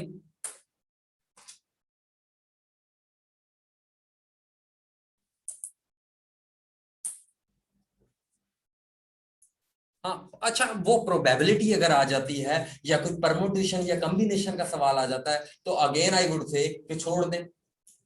वो मैक्सिमम लोगों का गलत होगा या वो छोड़ देंगे वो लोग, वो सिर्फ वो लोग कर लेंगे जो उस सब्जेक्ट के स्पेशलिस्ट होंगे। आप ये बिल्कुल भी नहीं करेंगे कि आप प्रोबेबिलिटी सीखना शुरू कर दें और आपके बाकी जो एवरीडे साइंस है या पाकिस्तान अफेयर्स है या जीके है या इंग्लिश है आप उसको निगलेक्ट कर रहे हो। ऐसा बिल्कुल भी नहीं करना चाहिए। आपको जो एक जनरलाइज प्रेपरेशन है उसके मुताबिक आपको बेस्ट तैयार होना चाहिए। उसके अलावा जो आप लोग कर सकते हो वो अपना बेस्ट से बेस्ट करो, बस ये आपकी अप्रोच होनी चाहिए। Your approach should be like this. ठीक है जी। तो आप हम बात कर लेते हैं। वो कहता है ए रेशो बी आपके पास कितनी है जी? 4। ठीक है जी। ए रेशो बी 3:4, 3 ए रेशो बी कितनी है जी? 3:4। और बी रेशो सी आपके पास कितनी है जी? बी रेशो सी आपके पास है 12:13। ये तो जी सवाल था। उसने कहा आपने फाइंड करनी है ए रेशो टू सी। ठीक है जी, ए रेशो टू सी आपने फाइंड करनी है। तो इसका सिंपल तरीका होता है, यहां पर लिखा करें ए रेशो बी रेशो सी, ऐसे पूरा लिखें। ए रेशो बी क्या है? 3 और 4। ठीक है जी। बी रेशो सी क्या है? 12 और 13। और इसके ऊपर फिर डब्ल्यू बना दें, इसके ऊपर डब्ल्यू बना दें, यानी इसको मल्टीप्लाई कर दें इससे। 12 दिया 36, 12 चौक 48, उसके बाद 13 चौके 52। ठीक है जी। यानी आपके पास ए रेशो बी रेशो सी क्या आ गई? 36, 48, 52। आपने फाइंड आउट क्या करनी है? ए रेशो सी, यानी ये दोनों आपके पास, ये दोनों क्या आए? 36:52। और 36:52 को आप मजीद सिंप्लीफाई कर सकते हो। कैसे? 18 दूनी 36, और 2 दूनी 4 ते 1 2 छिके 12, एक बारी फिर शेर 2 निम 18 और 13 दूनी 26 ते 9/9 और 13 की रेशो आपका आंसर होगा। Your answer will be and option was available at that time. Age वाला ये कराया तो है भी इससे पहले, वो अब हम मैथ के टाइम पर करेंगे। आपको मैं ये बता रहा हूँ, अभी हमने इंग्लिश को करना है डिस्कस, आधा घंटा उसको लगना है। अच्छा, एज वाला फिर है तो कोई दो, कोई नहीं है, पिछले 4 अभी नहीं आया, हम अभी इंग्लिश के ऊपर फोकस करते हैं। अच्छा कंप्यूटर मैथ की क्लियर हो गई भाई। इसी तरह के आ रहे हैं, कोई हलवे इतने बड़े कोई लेवल के नहीं आ रहे। अगर कोई इतने बड़े लेवल के आ भी रहे हैं तो जोड़ दो, सबके लिए इतने बड़े लेवल के हैं। सर वो लिखा हुआ था कि 12,000 है और 4 साल बाद 14,000 मैथ का पूरा सिलेबस, वर्ड प्रॉब्लम, एवरेज, बिल्कुल बिल्कुल सही कहा हमारे ने बिल्कुल ठीक कहा। यही है हमारे लिए general life. Arithmetic, ratio proportion, profit loss, workman, ages, इस तरह के जो सिंपल क्वेश्चन हैं यही है हमारे लिए बस। और ये देख लो हलवा है, मैं मजीद हलवा करके दूंगा आपको, ठीक है, मौलवी वाला हलवा कर दूंगा आपको, ठीक है।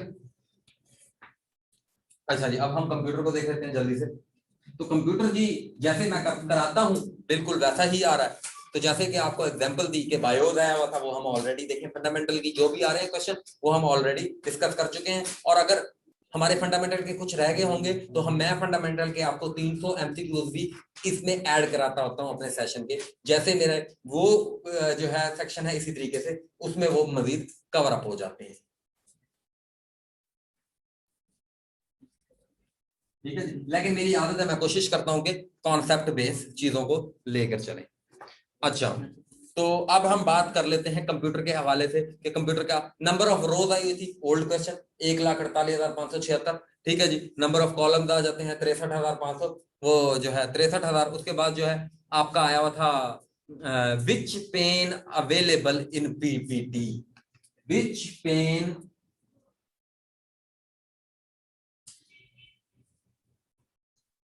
Available in PPT. तो पीपीटी के अंदर आप अगर पीपीटी को देखो तो कुछ इस तरह का पीपीटी होता है। पावर पॉइंट जो है इसके ऊपर प्रेजेंटेशन वगैरह होती है, यहाँ पर एक ऐसे होता है और यहाँ पर एक टूल्स होते हैं और यहाँ पर आपकी स्लाइड्स होती है, ठीक है जी। यहाँ पर आपकी स्लाइड्स होती हैं और यहाँ पर जो टोटल स्लाइड्स हैं वो ऐसे ऐसे ऐसे नजर आ रही होती हैं इकट्ठी, और एक जो ऊपर ऊपर वाली होती है वो यहाँ पर खुली हुई होती है। कुछ इस तरह का होता है आपका रियल टाइम में आपका पावर पॉइंट। तो इस पावर पॉइंट में पेन जो होते हैं, एक तो आपका पेन नंबर 1 तो होता है ये, and this is called slide pane, this is called slide pane. और दूसरे नंबर पर आपका ये होता है, इस पेन को भी आप क्या कहते हो, स्लाइड पेन, ठीक है। और यहां पर नीचे आपके पास इंफॉर्मेशन लिखी होती है कि इसमें क्या है, क्या मामले हैं, ये तो वो वर्ड, ये तो वो फलाना तो ढींगना, ठीक है। या कुछ आपने कुछ एक्स्ट्रा उसके अंदर ऐड किया हुआ है, तो इसको कहते हैं नोट्स स्लाइड। तो ये स्लाइड होती हैं पावर पॉइंट में आपके पास 3 तरह की, बस। अब इसका नन ऑफ दीज आंसर, ठीक है जी। तो जो ऑप्शन अवेलेबल थे उसके ऑप्शन इसके क्या थे, इसके ऑप्शन थे clip art, word art, search results, ठीक है जी। सर्च रिजल्ट्स भी पेन होता है, यानी बहुत ही कंफ्यूजिंग क्वेश्चन है क्योंकि उसने ये दे दिया, लेकिन वो सर्च रिजल्ट किसी का सब पेन होता है, ठीक है जी। किसी सब पेन में होता है, मेन में नहीं होता। अभी मैं सिर्फ इतनी सी बात बताऊंगा आप लोगों को। ये 3 ऑप्शन थे, नन ऑफ दीज बेस्ट था। अगर किसी ने सर्च रिजल्ट लगाया है तो वो भी उम्मीद रखे, सर नन ऑफ, ठीक है जी। ये ऑप्शन आजकल आ रहे हैं इस तरह के पेपर के अंदर। तो ये एक आपको कंप्यूटर का मैंने थोड़ा सा ऑड वन बताया। बाकी आपको एमएस वर्ड में उसने पूछा हुआ था एंड ऑफ लाइन कैसे जाते हैं, ठीक है जी। तो ये मैं जब आपको कराऊंगा प्रैक्टिस, आपको यहां से प्रैक्टिस कराऊंगा, एक वर्ड कैसे जाते हैं, एक एक लेटर कैसे जाते हैं, एक वर्ड कैसे जाते हैं, एक लाइन कैसे जाते हैं, एक पैराग्राफ कैसे जाते हैं, एक पेज कैसे जाते हैं, एक पूरा डॉक्यूमेंट कैसे जाते हैं, इस तरतीब में, इस एक्सप्लेनेशन के साथ आपको कराऊंगा। यानी एरो की के साथ एक लेटर आगे जाता है, अगर वर्ड आगे लेके जाना चाहते हो कंट्रोल दबाओगे, और फिर आपको अगर सिलेक्शन करनी है तो शिफ्ट दबा दोगे, अगर लाइन के एंड पे जाना है तो एंड सिर्फ दबाओगे, और अगर लाइन के शुरू में आना है तो होम दबाओगे, अगर पैराग्राफ के एंड में जाना है तो कंट्रोल डाउन एरो दबाओगे, अगर उसके पेज डाउन जाना है तो पेज डाउन दबाओ, कंट्रोल प्लस पेज डाउन दबाओगे, और अगर जो है पेज अप जाना है तो कंट्रोल प्लस पेज अप जाओगे, अगर पेज अप और पेज डाउन खाली मिलाओगे तो उससे वन स्क्रीन डाउन और स्क्रीन अप होगा। सारी चीजें आपको each and everything I will clear, तो मैं इसको आपको क्लियर करके बताऊंगा। तो इसमें भी जो उसने सवाल पूछा था, मैं दोबारा से रिपीट कर देता हूं, उसने सवाल ये पूछा था कि एमएस वर्ड में लाइन के एंड पर जाने के लिए कौन सी कमांड यूज होती है, तो एंड कमांड आपकी यूज होगी। तो एंड कमांड का ऑप्शन नॉट अवेलेबल था, तो नन ऑफ दीज आंसर था। तो ये बड़ा ट्रिकी चीज है, नन ऑफ दीज आंसर था जी इसका। ठीक है जी। तो उसके बाद डिफॉल्ट जो डिलीट फाइल की लोकेशन होती है, अगर आप अपने कंप्यूटर में कोई फाइल डिलीट करो तो उसकी जो लोकेशन होती है बाय डिफॉल्ट, अगर आप उसकी अपनी कोई पर्सनल सेटिंग ना करो तो कोई उसकी अपनी जो सेटिंग होती है बाय डिफॉल्ट कहते हैं उसको, तो वो कंप्यूटर की फाइल कहां पर जाएगी, तो इसका आंसर था recycle bin. Again none of these, again none of these, and option was very confusing. ठीक है जी। तो उसके बाद crop, crop is used for what purpose, तो ये बड़ा ही सिंपल था, और क्रॉप पिक्चर इमेज को एडिट करने के लिए। ये थे जी 5 क्वेश्चंस जी, जो के कंप्यूटर के आए हुए थे। अगेन आपको कहूंगा कि old old fashioned, old style, but मेरी तरह जिस तरह जिसने पढ़ा होगा तो वो उसके लिए ये कुछ हलवा रहेंगे। जैसे आपके लिए, आपने अगर पढ़ा है मेरे से तो आपको पता है कि ये तो वही सारे हलवे हैं। ठीक है जी। तो कंप्यूटर यानी वही आएगा, 40 नंबर का कंप्यूटर सब इंस्पेक्टर के लिए वही होगा जो जो है। ठीक है जी। जो हम इस पे कंप्यूटर को पढ़ेंगे इस लेक्चर में, इस सेशन में, इंशाल्लाह कंप्यूटर उधर से बाहर नहीं आएगा। अच्छा, तो अब हम कंप्यूटर का हो गया लास्ट बट नॉट लीस्ट, सबसे ज्यादा इंपॉर्टेंस की हामिल चीज। इससे पहले 5 मिनट का ब्रेक। ठीक है। जरा बता दें पेन ये क्या चीज थी? पेन, पेन बताया कितनी बार, तो तुमने बताया, बताया तुम बहुत बार, मुझे याद है, तुम्हें क्यों नहीं याद? अच्छा जी, नमाज का किसी ने यार, ओए 9:20 हो गए। अच्छा नहीं, रिसाइकल, अच्छा नहीं, जो है ना 10 मिनट का ब्रेक लो, मैं पानी शानी पी लूं, ठीक है? तो 10 मिनट का, 10 मिनट का ब्रेक।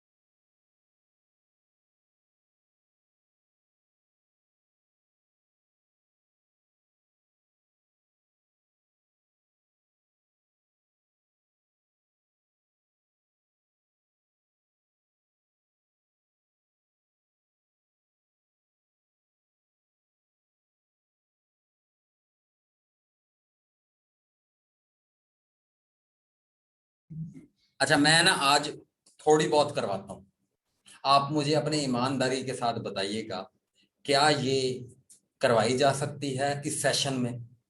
क्या इस सेशन में इंग्लिश करवाते हुए, यानी अल्हम्दुलिल्लाह अल्लाह पाक का एहसान है, मेरी कैपेसिटी का इशू नहीं है, कैपेसिटी है, मैं करवा सकता हूँ, बट इसके लिए एक सेपरेट होना चाहिए सिस्टम, यानी उसमें इंग्लिश के अलावा जीके का नाम भी नहीं आना चाहिए, हम जीके से अवेयर ही ना हो, हमारा जीके का लफ्ज भी ना आए, और सिर्फ आप इंग्लिश जो है ना उसमें डिस्कस करें और इंग्लिश को ही लेकर चलें, कुछ इस तरह का होना चाहिए। और मेरी अभी कैपेसिटी नहीं है कि मैं वो रन कर सकूं उस तरह का सेशन। मुझे पता है, मुझे बहुत सारे लोग कह रहे हैं, ऑलरेडी कह रहे हैं जो है ना करें, लेकिन मेरी कैपेसिटी नहीं है। मैं अपनी कैपेसिटी से कैसे इंक्रीज कर जाऊं, फिर मैं मिस कमिटमेंट करना शुरू हो जाऊंगा।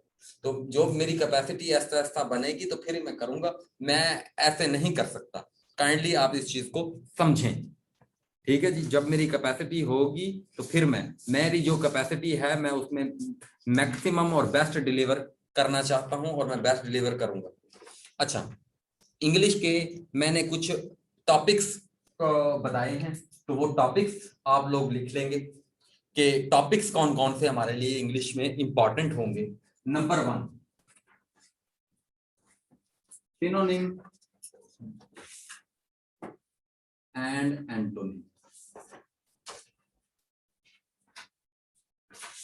अच्छा, अब ये जो 4 पेपर हुए हैं, इनमें सिनोनिम और एंटोनिम का क्या हिसाब किताब था? इनमें जी 3 सिनोनिम आए हैं या एंटोनिम्स आए हैं, तो उनमें पहले नंबर पर आया आपका मोरिबुंड, ठीक है। इसके ऑप्शन से ये एक इसका सिनोनिम पूछा हुआ था,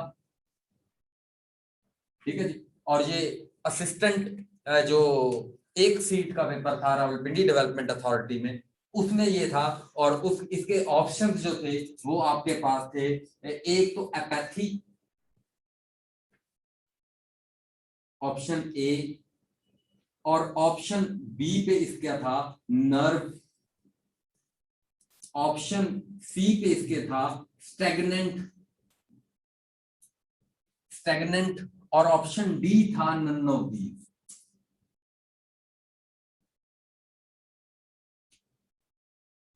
ठीक है जी।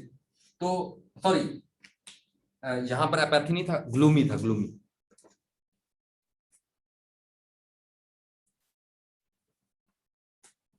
तो ये नहीं था, एक ग्लूमी था, हाँ ग्लूमी, अच्छा अच्छा, ये ग्लूमी था, स्टैग्नेंट, ग्लूमी था, स्टैग्नेंट था और नर्व था। ठीक है जी, ये 3 ऑप्शन थे, ऑप्शन ए, ऑप्शन बी और ऑप्शन सी और ऑप्शन डी, ये था जी। एक ग्लूमी, और ग्लूमी कहते हैं डार्क को, डल को, ठीक है जी। और इसका एंटोनिम आया हुआ है ऑलरेडी, लाइवली, लाइवली इसका एंटोनिम आया हुआ है। और दूसरा नर्व, ये तो इजीली एलिमिनेट होता है, ये तो बिल्कुल भी रेलेवेंट नहीं। अब स्टैग्नेंट, ठीक है जी। पीपीएससी में एक वो आता था, ईडीएम था कि एज स्टैग्नेंट टू पूल, जो पूल होता है ना, पूल का पानी, जो आपका स्विमिंग पूल होता है, उसका पानी क्या होता है? स्टैग्नेंट होता है। यानी नंबर 1, स्टैग्नेंट वर्ड लिक्विड के लिए यूज होता है, स्टैग्नेंट वर्ड लिक्विड के लिए। और लिक्विड की जो एक तो चलता पानी होता है समंदर का, दरिया का, ठीक है जी, जो चलता पानी होता है या फ्रेश वाटर लेक का चलता हुआ पानी, जो स्टैग्नेंट होता है ये खड़े पानी को कहते हैं, ठीक है जी, इन स्टिल। तो इसका जो है ग्लूमी भी बन सकता है, स्टैग्नेंट भी बन सकता है, लेकिन अगर एक्चुअल में देखें इसका ये दोनों नहीं बनते। अगर इसका क्लोज सिनोनिम देखें, दोनों नहीं बनते, और इसका आंसर होना चाहिए नियर टू डेथ। इसका होता है, मॉरिबंड का होता है कि नियर टू डेथ, मरने के करीब जो होता है उसे कहते हैं मॉरिबंड, ठीक है जी। उसके बाद दूसरे नंबर पर इसी पेपर में एक आया था, उसका वो क्या था, डोसाइल, किसका?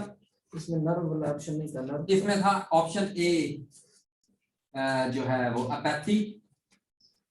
अच्छा, इसमें सॉरी, हाँ ये नर्व इसमें नहीं था, लास्ट बात सॉरी इसमें गम्पशन नर्व इसमें नहीं था, इसमें था अफ्लुएंस था, इस तरह का सुपर फ्लुएंस इस तरह सुपर फ्लुएंस कुछ इस तरह का था, सुपर फ्लुएंस, सुपर फ्लुएंस इस तरह का वर्ड था। Apathy option A, option B इसमें था नर्व, ठीक है जी। ऑप्शन सी पे क्या था? इसमें नर्व गम्पशन में अच्छा लाइएबल है, यानी इसके भी डोसाइल का भी जो है ना, डोसाइल का मतलब होता है कि जिद्दी, अकड़ू, इस तरह की डोसाइल, यानी इसका भी नन ऑफ दीज था, ठीक है। डोसाइल का भी क्या होता है जी, और असिस्टेंट डायरेक्टर में आया हुआ था गम्पशन, और गम्पशन जो है इसका भी क्या अगेन आंसर था, नन ऑफ दीज। आंसर क्या था?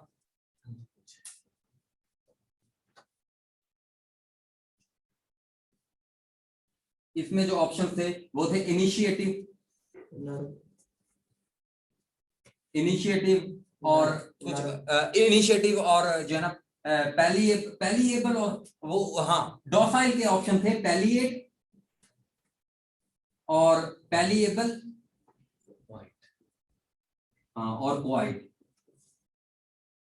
ये तीन थे, पैलिएट, पैलिएबल और क्वाइट, ये थे डोसाइल के, ये तीनों नहीं बनते थे, नन ऑफ दीज बनता था। और गम्पशन के क्या थे? इनिशिएटिव और जो है ना नर्व, और एक और था, इस तरह के इसके तीन थे गम्पशन के। तो गम्पशन का भी एंटोनिम क्या बनता था? None of these, none of these answer था। यानी अब ये बात बताने का मकसद क्या है कि एक तो सिनोनिम और एंटोनिम की वैल्यू कम हो गई है जर्नल पेपर में।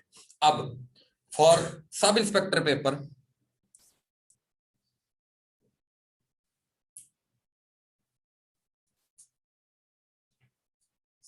अच्छा, डोसाइल कहेंगे इजीली ट्रेंड को, ठीक है, हाँ सॉरी मैंने जिद्दी अकड़ कह दिया, इजीली ट्रेंड यानी जो उसका एंटोनिम बता दिया, यानी जो है जो इजीली जिसको ट्रेन किया जा सकता है, जैसे आपका क्वाइट, क्वाइट भी इसका सिनोनिम में आ जाता है, यानी चुपचाप हो, जो कहो मान ले, ठीक है जी, चुपचाप मान जाए, यानी आपकी मानने वाला, इस तरीके का जो है उसे कहते हैं डोसाइल, ठीक है जी, मानने वाले को। और यानी बताने का मकसद क्या है, यानी एक तो नन ऑफ दीज का, यानी एक एक आ रहा है, दो दो आ रहे हैं, जर्नल पेपर में सिनोनिम और एंटोनिम की वैल्यू को कम किया गया है।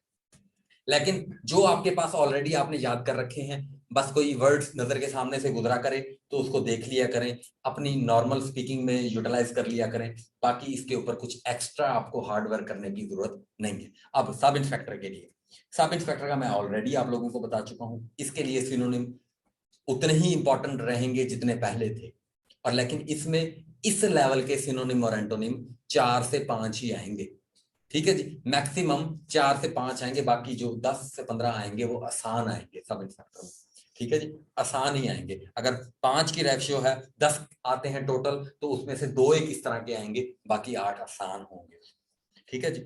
अब हम बात कर लेते हैं एंटोनिम और सिनोनिम की, होगी टॉपिक नंबर 1, ठीक है जी। अब टॉपिक नंबर 2,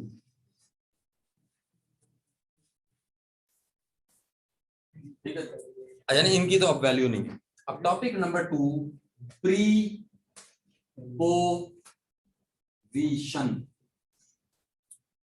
ठीक है। अब प्रीपोजिशन जो है वो हर पेपर में 4 मार्क्स की आ रही है, 4 मार्क्स की प्रीपोजिशन आ रही है इंग्लिश के पोर्शन में। अब प्रीपोजिशन जो है ये कैसे करनी है, इसमें 2 तरह की प्रीपोजिशन अवेलेबल होती है। जैसे एक को कहते हैं फिक्स प्रीपोजिशन,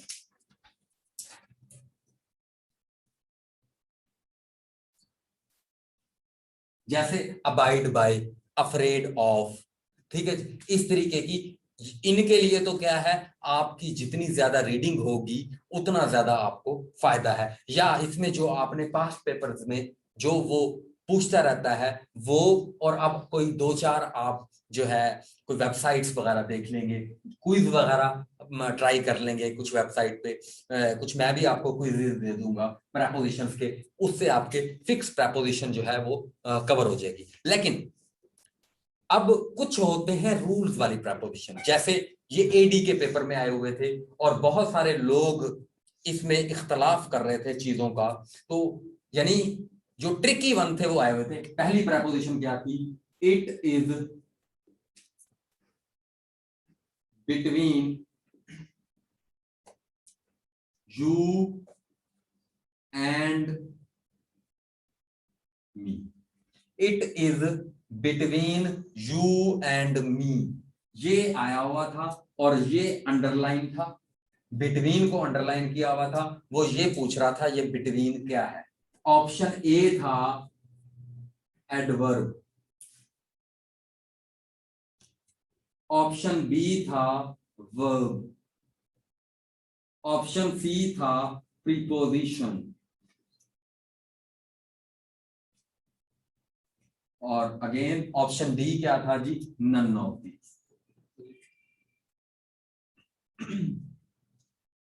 अब इस तरह की प्रपोजिशंस के लिए आपके पास कुछ रूल्स का होना, बेसिक रूल्स का होना बहुत जरूरी है। जैसे ये जो इट इज का स्ट्रक्चर होता है, इट इज का स्ट्रक्चर होता है, ये हमेशा इट एक डमी प्रोनाउन है। इट एक डमी प्रोनाउन है जो कि किसी भी सेंटेंस में मेन सब्जेक्ट को लाने का काम करता है। इट एक डमी प्रोनाउन है और इट इज का स्ट्रक्चर किसी भी सेंटेंस में मेन सब्जेक्ट को लाने का काम करता है। ठीक है। अब इसमें जो है आपका सब्जेक्ट क्या है? इसमें आपका सब्जेक्ट है दो प्रोनाउन, दो प्रोनाउन, और वो कौन कौन से हैं? You and me, you and me. You and मी इधर दो प्रोनाउन हैं जो कि सब्जेक्ट के तौर पर डील कर रहे हैं। और इधर एक सेंटेंस में, एक सेंटेंस जो है,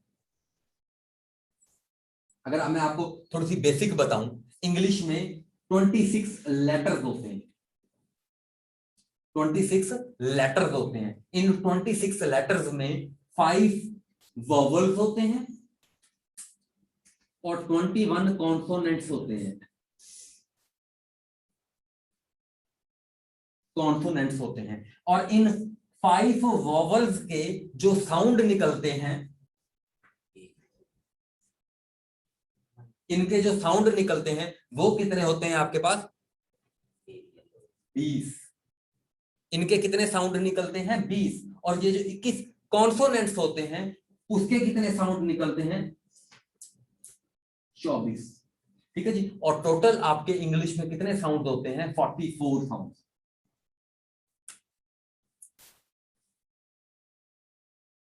ठीक है जी। और वॉवल्स आपके कौन से होते हैं? ए, आई, ई, ओ, यू। ठीक है जी। अब ए जो है वो डिफरेंट जगह पर आपको साउंड देना शुरू कर देता है। जैसे आप कहते हो युम्बरेला, युम्बरेला, युम्बरेला। आप युम्बरेला नहीं पढ़ते, यहां पर आप क्या निकालते हो? आम्ब्रेला, एम्ब्रेला, एम्ब्रेला पढ़ते, ए का साउंड निकलता है। यानी ये यहां पर वॉवल से शुरू तो नहीं हुआ लेकिन वॉवल का साउंड दे रहा है। वॉवल से शुरू नहीं हुआ लेकिन इन 20 साउंड में से एक साउंड ए का साउंड दे रहा है। ठीक है जी। ये जो इसी तरह के ओ, इस तरह के जो है फोनेटिक्स की, इंटरनेशनल फोनेटिक्स की वेबसाइट है, उस पे 20 साउंड दिए गए हैं जो कि वॉवल साउंड कहलाते हैं और जिनकी प्रोनाउंसिएशन आपको अगर आती होगी तो, जैसे ये अम्ब्रेला है, जैसे यूरोपियन। ठीक है जी। अब यूरोपियन में आपका 2 वॉवल आ गए लेकिन आप इसके साथ एन यूरोपियन नहीं लगाते, आ यूरोपियन लगाते हो। ठीक है जी। आ यूरोपियन लगाते हो। ठीक है जी। क्यों? वॉवल साउंड नहीं है, कॉन्सोनेंट का साउंड है, साउंड कॉन्सोनेंट का है। अच्छा, ये तो बात हो गई आपकी जो है। अब यहां से आपका क्या बनता है? ये लेटर्स के बारे में थोड़ी सी इंफॉर्मेशन होगी। अब मैं यहां से आपको आगे लेकर चलता हूं। Letter combination of letters which gives you meaningful sound, that is called a word. Combination of letters which gives you meaningful sound, that is called a word. ये आपको बात पता होनी चाहिए। यानी मैं लिख दूं यहाँ पर ABC, आपको मैं कहूँ वर्ड है, 3 लेटर है इकट्ठे लिखे हैं लेकिन वर्ड नहीं है, लेकिन मैं आपको कहूं RUN, रन, आप कहोगे ये एक वर्ड है और आपको जो है साउंड दे रहा है किस चीज का जी, आपको मीनिंग दे रहा है भागने का, रन भागना, आप कहोगे ये एक वर्ड है। ठीक है जी, तो एक वर्ड बन गया। अब एक जो वर्ड होता है कॉम्बिनेशन ऑफ वर्ड्स, ठीक है जी, combination of words which give you meaningful sense, that is called sentence. ठीक है जी, but in a sentence there is a condition. What is condition? Condition आपके पास क्या होती है, there should be subject plus verb. वहां पर क्या होना चाहिए, एक सब्जेक्ट का होना जरूरी है और एक वर्ब का होना जरूरी है। सब्जेक्ट का होना जरूरी है और वर्ब का होना, एक सेंटेंस में सब्जेक्ट और वर्ब का होना जरूरी है, और इसके साथ साथ इसका मीनिंगफुल होना भी जरूरी है। जैसे मैं कहूं आई एम, चलो आई एम नहीं, कोई कोई इस तरह का मैं कहूं कि जो है ना रन गो आई, अब वो ये क्या है, ठीक है जी। यानी हालांकि इधर एक सब्जेक्ट भी है, एक वर्ब भी है, 2 वर्ब भी हैं, लेकिन ये आपको मीनिंग नहीं दे रहा कोई। यानी सेंटेंस कब होता है, जब वो मीनिंगफुल होता है, तो तब क्या बन जाता है, वो आपका सेंटेंस बन जाता है। सब्जेक्ट प्लस वर्ब जब मीनिंगफुल होते हैं तो आपको क्या बना देते हैं, सेंटेंस। और जब मीनिंगफुल नहीं होते तो फिर क्या कहलाते हैं, क्लॉज। और जब मीनिंगफुल नहीं होते तो फिर क्या कहलाते हैं, क्लॉज। यानी क्लॉज के लिए मीनिंगफुल होना जरूरी नहीं है, लेकिन सेंटेंस के लिए मीनिंगफुल होना जरूरी है। क्लॉज के लिए, और ये क्लॉज जो है, अगर जो क्लॉज आपकी मीनिंगफुल क्लॉज होती है, that is called independent clause. और जो क्लॉज, फिर इसमें इंडिपेंडेंट क्लॉज होती है और एक डिपेंडेंट क्लॉज होती है, which also called subordinate clause. ठीक है जी, इसमें फिर जो है आपके कंपाउंड और कॉम्प्लेक्स सेंटेंसेस बनते हैं। अच्छा, अब इसमें मैं बात कर रहा हूं कि आपका ये सब्जेक्ट और वर्ब हो गया। अब ये फिक्रा जी, अब हम देखते हैं कि ये सेंटेंस की सेंस पे पूरा उतरता है कि नहीं। अच्छा, इसमें सब्जेक्ट है, हाँ जी है। इसमें वर्ब कहां है, इज तो हेल्पिंग वर्ब है, इज तो हेल्पिंग वर्ब है। हाँ, जब आपकी मेन वर्ब सेंटेंस में ना हो, जब आपकी मेन वर्ब आपके सेंटेंस में ना हो, तो आपकी जो हेल्पिंग वर्ब होती है वो मेन वर्ब के तौर पर काम करती है, that is called linking verb. ठीक है जी, जब आपके सेंटेंस में मेन वर्ब ना मौजूद हो और आपकी जो हेल्पिंग वर्ब होती है वो आपकी क्या कहलाती है जी, लिंकिंग वर्ब, यानी मेन वर्ब का काम करना शुरू कर देती है। यानी it is you and me, ठीक है जी, it is you and me, ठीक है जी, ये तुम और मैं हैं, it is you and me, ये तुम और मैं हूं, हैं, ठीक है, it is you and me. तो इसमें वो क्या कह रहा है जी, जब आपकी हेल्पिंग वर्ब, अब यहां पर बात आती है ये बिटवीन क्या है। अब देखें, ये यहां पर यू एंड मी तो आपका हो गया सब्जेक्ट, और इज क्या होगी, आपकी मेन वर्ब होगी, और उसको हमने कह दिया लिंकिंग वर्ब, उसको कह दिया हमने लिंकिंग वर्ब। अब आपकी प्रेपोजिशन होती क्या है, प्रेपोजिशन एक ऐसा वर्ड होता है जो ऑलवेज जो है आपके फॉलो करता है एक नाउन को, always followed by a noun.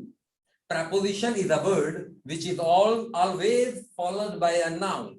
preposition एक ऐसा लफ्ज होता है, वो हमेशा, यानी preposition का हमेशा एक prepositional object होता है, preposition का हमेशा एक prepositional object होता है। कोई भी preposition बगैर prepositional object के नहीं आ सकती। गलत होगी। अगर बगैर प्रपोजिशनल ऑब्जेक्ट के आएगी वो कुछ और होगा, वो प्रपोजिशन नहीं होगी। अच्छा, अगर ये प्रपोजिशन है तो इसका प्रपोजिशनल ऑब्जेक्ट है। अच्छा, इसका एक प्रपोजिशन का ऑब्जेक्ट कौन हो सकता है? एक प्रपोजिशन का ऑब्जेक्ट होने के लिए नाउन का होना जरूरी है, प्रोनाउन का होना जरूरी है, या उसका जो है जीरेंड का होना जरूरी है, या पास्ट पार्टिसिपल का होना, जो आपका इन्फिनेटिव का होना जरूरी है। इन्फिनेटिव हो सकते हैं, जीरेंड हो सकते हैं, जो है उसके बाद आपके प्रोनाउन हो सकते हैं, नाउन हो सकते हैं। ये आपके एक प्रपोजिशन के मुतवक्को जो है वो क्या हो सकते हैं? ऑब्जेक्ट हो सकते हैं, उसके जो है नाउन हो सकते हैं। तो यहां पर आपका प्रोनाउन है, इसका मतलब इस प्रपोजिशन का प्रोनाउन आगे मौजूद है। ठीक है, इस प्रपोजिशन का आगे प्रोनाउन मौजूद है, इसलिए ये एक प्रपोजिशन है। ठीक है, नंबर 1। अच्छा, अब एक और सवाल था, उसके ऊपर बहुत सारे लोग कह रहे थे कि जो है उस्मान भाई भी हमारे ग्रुप में, अच्छा उस्मान भाई भी हमारे कह रहे थे कि जी एक सेंटेंस था, मैं वो सेंटेंस लिखता हूं, शायद आपको देखें। अभी मैंने फुल एक्सप्लेनेशन नहीं की, मैंने कुछ बातें नहीं की, मैंने इतनी बड़ी बड़ी बातें कर दी हैं कि मुझे पता है आप में से बहुत सारे लोगों को कुछ भी नहीं पता होगा। तो यानी इसकी बेस बनाने के लिए मुझे पता नहीं क्या क्या करना पड़ेगा, क्या क्या कुछ इसके लिए इंग्रेडिएंट्स हैं। मैं ऐसे ऐसे रूल्स बता रहा हूँ, ये जी रंड का किसी को नहीं पता, पास्ट पार्टिसिपल का नहीं पता, इन्फिनेटिव्स का नहीं पता, यानी ऐसे ऐसे मैं नाम भारी भारी ले रहा हूं कि आपको नहीं पता। तो यानी इंग्लिश के लिए जो आप समझ रहे हो, जो मेरे से एक्सपेक्ट कर रहे हो, I can not do that in a session, in this session specially. अच्छा विराट भाई, अच्छा, ये हो गया। इसमें कोई सवाल है? हाँ हाँ पूछो। अब हमने ये कहा हमारी मेन वर्ब है। अब अगर ये हमारी वर्ब है, वर्ब ये तो चाहिए ऑब्जेक्ट, वर्ब को भी ऑब्जेक्ट चाहिए होता है हमेशा। तो इधर ये तो सिर्फ इसका है, ये प्रपोजिशन का है, तो हमारा वर्ब है नहीं इस सेंटेंस का। नहीं, वर्ब के लिए देखो, सेंटेंस के लिए क्या होना जरूरी है? सब्जेक्ट प्लस वर्ब, ऑब्जेक्ट का होना जरूरी नहीं है। वर्ब के ऑब्जेक्ट हो सकते हैं, ना भी हो तो कोई मसला नहीं है। यानी सब्जेक्ट प्लस वर्ब और मीनिंगफुल साउंड है, ओके है, सेंटेंस है। यानी सब्जेक्ट प्लस वर्ब है, मीनिंगफुल साउंड है, ओके है, ऑब्जेक्ट की जरूरत नहीं है। आपका जो सब्जेक्ट होता है, सेंटेंस होता है ना, विदाउट वर्ब बन ही नहीं सकता। सब्जेक्ट के बगैर नहीं हो सकता, सब्जेक्ट होना बहुत जरूरी है। अच्छा, इसकी बहुत सारी मिसालें हो सकती हैं। अच्छा, अब मैं और ट्रांजिटिव और intransitive that is a different thing. Transitive एक ऐसी वर्ब होती है, हाँ बिल्कुल, वो भी आप उस सेंस में भी कह सकते हो, लेकिन वो तो एक वर्ब की स्पेशलिटी है। उसके अलावा भी सेंटेंस की जो डेफिनेशन है, बेसिक सेंटेंस की डेफिनेशन, बेसिक सेंटेंस में ऑब्जेक्ट का होना जरूरी नहीं है। जैसे मैं कहूं आपको, ही रन्स, फुल स्टॉप लगा दिया, सब्जेक्ट है, वर्ब है, वो दौड़ता है। कोई इतराज है? ये फिक्रा गलत है। क्यों इतराज है? क्लॉज नहीं, ये ना, ये सेंटेंस है, मीनिंगफुल साउंड। आई रन्स, मैं दौड़ता हूं, पूरा आपको मतलब दे रहा है कि कोई इंसान होगा यार, वो दौड़ता है, कोई इंसान है वो दौड़ता है। ठीक है जी, यानी आपको पता चल गया रन्स जो है वो क्या है, आपकी एक इंट्रांजिटिव वर्ब है। रन्स आपकी एक इंट्रांजिटिव वर्ब है। जो लोग ट्रांजिटिव और इंट्रांजिटिव को रट्टे लगाते हैं, तो मैं तो इस तरीके से याद रखता हूं। यानी मैं रन्स के साथ कोई ऑब्जेक्ट लगाऊं, रन्स के साथ कोई ऑब्जेक्ट लगाओ, लगा के देखो, रन्स के साथ कोई ऑब्जेक्ट लगाओ। He runs in the garden, he runs. अब ये इसका रन्स का ऑब्जेक्ट क्या है? रन्स का ऑब्जेक्ट क्या है? है कोई नहीं है, ये इस इन का ऑब्जेक्ट है। यानी रन तो इंट्रांजिटिव वर्ब है, इसको तो ऑब्जेक्ट चाहिए नहीं होगा। यानी रन के साथ अगर डायरेक्ट ऑब्जेक्ट आ जाता तो रन क्या बन जाती? ट्रांजिटिव वर्ब बन जाती। ठीक है, यानी ये इनका, यानी एक प्रेपोजिशन का प्रेपोजिशनल ऑब्जेक्ट होता है, ना कि एक जो वर्ब है उसका जो है, अगर वर्ब का डायरेक्ट ऑब्जेक्ट है। जैसे अब मैं कहूं ही प्लेज, ही प्लेज, वो खेलता है। अब प्लेज कौन सी वर्ब है? अब मुझे, अब इसके साथ मैं जैसे ही ऑब्जेक्ट लगाऊंगा ना मुझे पता चल जाएगा। कोई ऑब्जेक्ट लगाओ, आप लोग लगा के देखो कोई भी object. He plays cricket, he plays cricket, ठीक है। अब ये क्रिकेट किसका ऑब्जेक्ट है? इस प्ले का ऑब्जेक्ट है, इस प्ले का ऑब्जेक्ट है। यानी प्ले आपकी कौन सी वर्ब होगी? ट्रांजिटिव वर्ब होगी। इसे ट्रांजिशन चाहिए, यानी ही प्लेज फिक्रा गलत होता। वो खेलता है, खेलने के लिए कोई गेम चाहिए। क्या खेलता है भाई? क्रिकेट खेलता है। अब मैं कहूं आप वही काम करते, he plays in the garden. अच्छा, अगर आप मुझे कहो he plays in the garden, मैं कहूंगा वो जो है ना बाग में खेलता है। मेरा फिर सवाल वहीं खड़ा है, क्या खेलता है? वो तो बताओ क्या खेलता है। जब तक मुझे ये नहीं बताओगे, जब तक ही प्लेज के बाद एक डायरेक्ट ऑब्जेक्ट नहीं लाओगे, ये सेंटेंस का सेंस पूरा नहीं होगा। इसलिए ये क्या है? ये एक ट्रांजिटिव वर्ब है। ये होती है ट्रांजिटिव और इंट्रांजिटिव वर्ब। समझ आई? अब इसके ऊपर पूरा लेक्चर होगा 2 घंटे का अगर मैं दूंगा तो ये मेरे लिए पॉसिबल ही नहीं। ठीक है, I don't want to teach it. देखो, अच्छा, अब आखिरी एक एक एक फिक्रा बस, उसके बाद फिर बस करते हैं क्योंकि 10 बज गए।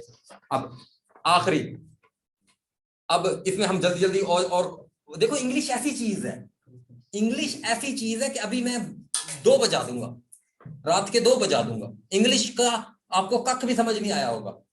इंग्लिश एक ऐसी चीज है, समझें। अच्छा, वो एक सवाल था, सिंपल थे, आर्टिकल के भी क्वेश्चन आ रहे हैं। ही इज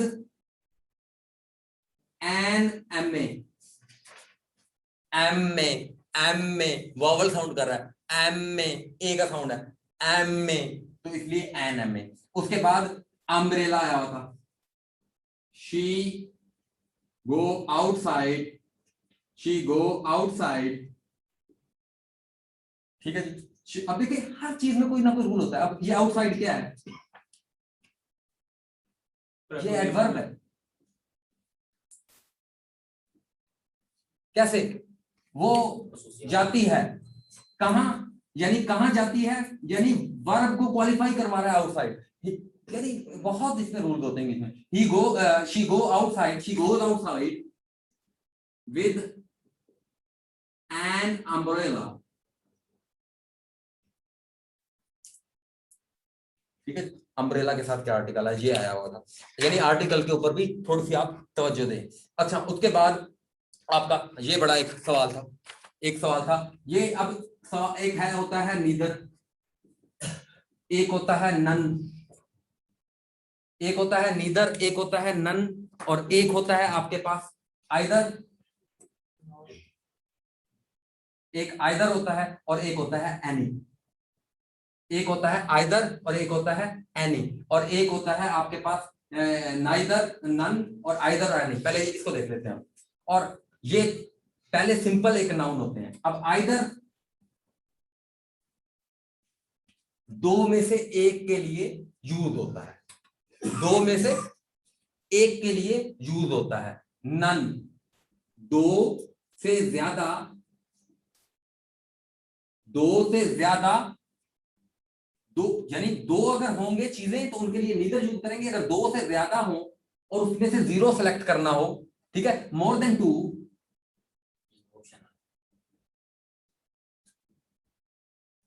मोर देन 2, जिसमें मोर देन 2 हो और आपने 0 को शो करना हो तो आप क्या करते हो? नन यूज करते हो। आइदर, आइदर आपका कब यूज होता है? जब आप 2 में से एक को सेलेक्ट करना होता है, जब आपने 2 में से एक को सेलेक्ट करना होता है। और एनी, जब आप एक को सेलेक्ट करते हो 2 में से, 2 प्लस में से, 2 से ज्यादा जब होते हैं तो एनी आप यूज करते हो। नेदर में 0 नहीं आएगा, 2 में से 0 आएगा। किसमें? नेदर में, ऊपर वाले ओ सॉरी, नाइदर 2 में से 0 होगा, नाइदर नेगेशन के लिए होता है। यानी 2 में से जब 0 करना हो और 2 से ज्यादा जब 0 करना हो तो फिर आप ऐसे, ठीक है। अब इनके लिए जब 2 में से 0 है तो आप इसके लिए वर्ब क्या यूज करोगे, दोनों के लिए सिंगुलर, ठीक है, सिंगुलर वर्ब यूज करोगे। और आइदर के लिए इसमें भी आप एक सेलेक्ट कर रहे होते हो, इसलिए आप क्या वर्ब यूज करोगे, सिंगुलर वर्ब यूज करोगे। ये रूल है। अब सवाल क्या आया हुआ था, नाइदर और नॉर और आइदर और ये कॉम्बिनेशन के साथ भी यूज होते हैं, नाइदर, और यही सवाल था। अब ये अगर नोट करना है तो आप कर ले। अच्छा, नाइदर और नॉर ये कॉम्बिनेशन होता है एक, और आइदर और ये कॉम्बिनेशन होता है, ये दोनों कॉम्बिनेशन होते हैं। अब उसने ये कॉम्बिनेशन कैसे यूज किया हुआ था, उसने कहा था नाइदर, क्या है, NEITHER, neither the students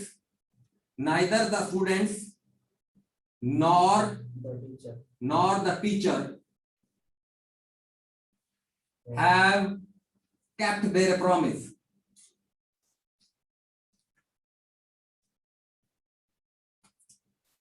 ठीक है जी।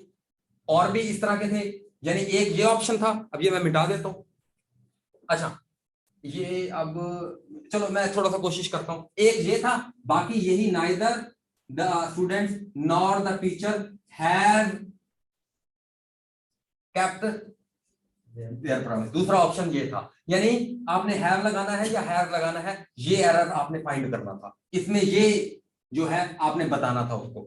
और तीसरा जो ऑप्शन था उसमें उसने इधर ना हिज को यूज किया हुआ था, तो ये तो आपका एक्सक्लूड हो जाता था आपको, यानी क्योंकि पीछे आपके जो है हिज कैसे यूज हो सकता है, आप देयर ही यूज करोगे, क्योंकि टीचर भी हैं और स्टूडेंट्स थे, यहाँ पर students, neither the students nor the teacher.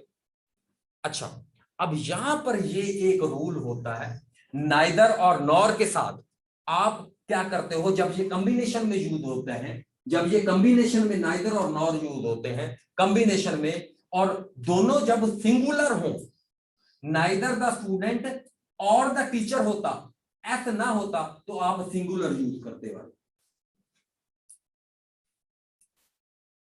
आप क्या वर्ब यूज करते, सिंगुलर। दोनों में से कोई एक सब्जेक्ट भी अगर प्लूरल हो जाए तो आप वर्ब यूज करेंगे प्लूरल। दोनों में से कोई एक भी वर्ब अगर आपकी प्लूरल हो जाए तो आप नाउन आपका प्लूरल हो जाए, यानी आपके स्टूडेंट्स थे, इसलिए आपको यहां पर क्या यूज करना पड़ेगा, have. Neither the students nor the teacher have kept their promise. और यही scene same genuine neutral condition के लिए जब सिंगुलर होगा तो आप सिंगुलर वर्ब यूज करोगे। अगर कोई जो है दूसरा सीन होता है, जैसे वो मैंने बताया, अगर इस तरह का सेंटेंस आ जाएगा तो फिर आपको क्या यूज करना पड़ेगा, you have to use have. ठीक है जी, अ प्लूरल वर्ब। ठीक है जी, तो ये एक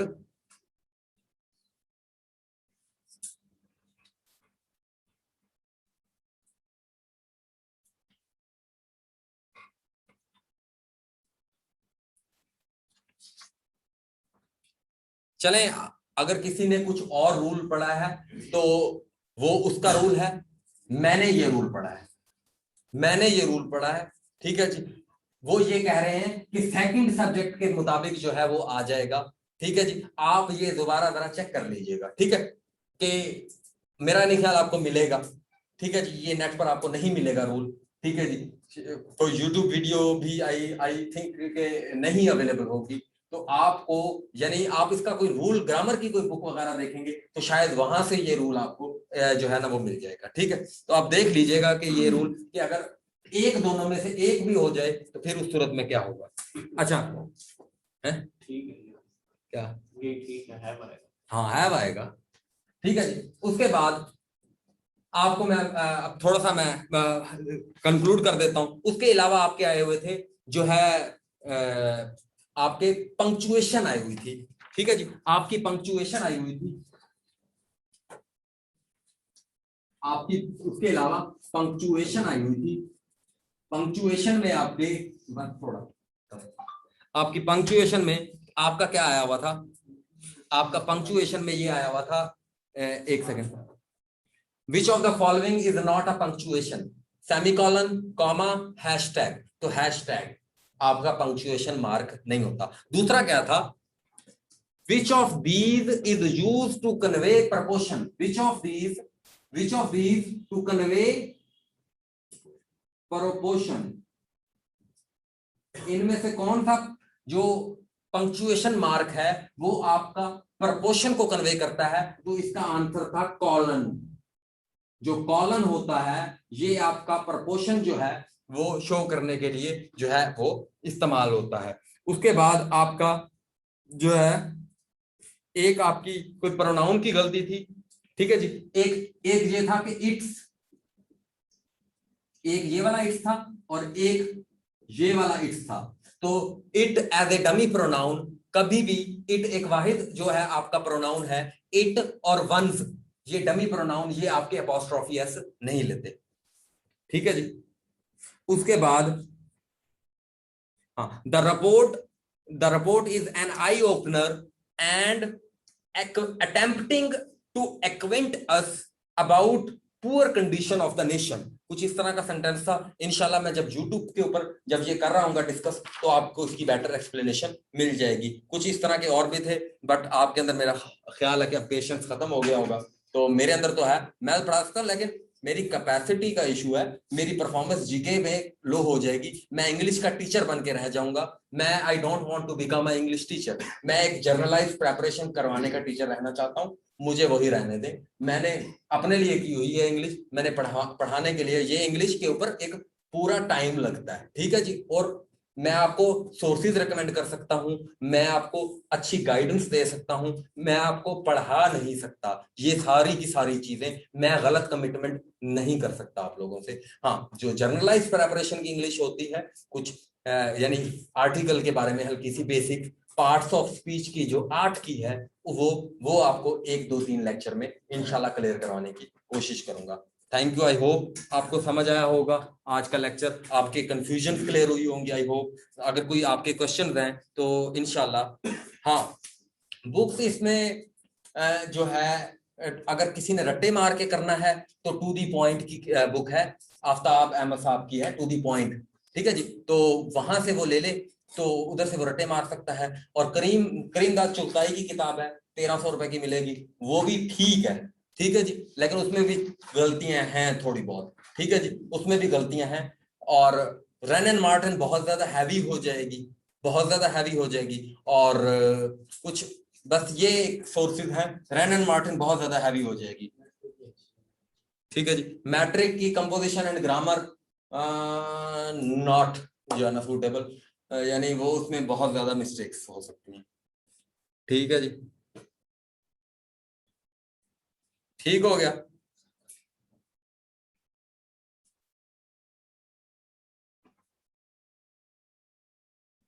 हाँ, सब इंस्पेक्टर के लिए आपके ये सिनोनिम एंटोनिम्स आएंगे, आपकी प्रीपोजिशन आएगी, कि उनका आप सब इंस्पेक्टर की एड के अंदर जाकर सिलेबस देख लें, उसमें एरर करेक्शन को वो वेटेज देगा ही नहीं जो आप लोग समझ रहे हो। आपके सामने इस तरह के नहीं आएंगे सीक्वेंस। ये 17वें स्केल का पेपर था जनाब, 17वें स्केल का पेपर था, ठीक है जी। 16 नंबर की इंग्लिश, 15 नंबर की इंग्लिश थी, 17वें स्केल का पेपर था। English was little bit tough, ठीक है जी, तो इंग्लिश टफ थी थोड़ी। तो आई होप आपको समझ आ गया। कोई और सवाल किसी का आप में से? इस्लामियात के लिए, इस्लामियात के लिए अगर हजूर की हिस्ट्री पढ़नी है, कससुल अंबिया पढ़ लें आप, ठीक है जी। और जो है अगर तारीख पढ़ने का किसी को शौक है तो तारीख तबरी, ठीक है जी, तारीख तबरी जो है इमाम तबरी की, तो वो जबरदस्त है अगर किसी को एक्स्ट्रा पढ़ना। वरना जो मैं यहाँ पढ़ाऊंगा that will be enough for you for one paper. अगर कोई वैसे ही पढ़ना चाहता है, उसका दिल करता है, शौक है, तो तारीख तबरी अच्छी है। इब्ने खल्दून जो है, और इब्ने खल्दून का मुकदमा बड़ी जबरदस्त किताब है। तो इस तरह की किताबें आप देख सकते हैं। अगर कोई डॉक्यूमेंट्रीज वगैरह देख सकते हैं वैसे वेले टाइम पर बैठकर। और रहीकुल मखतूम तो आपको बहुत ज्यादा रेकमेंड करूंगा मैं।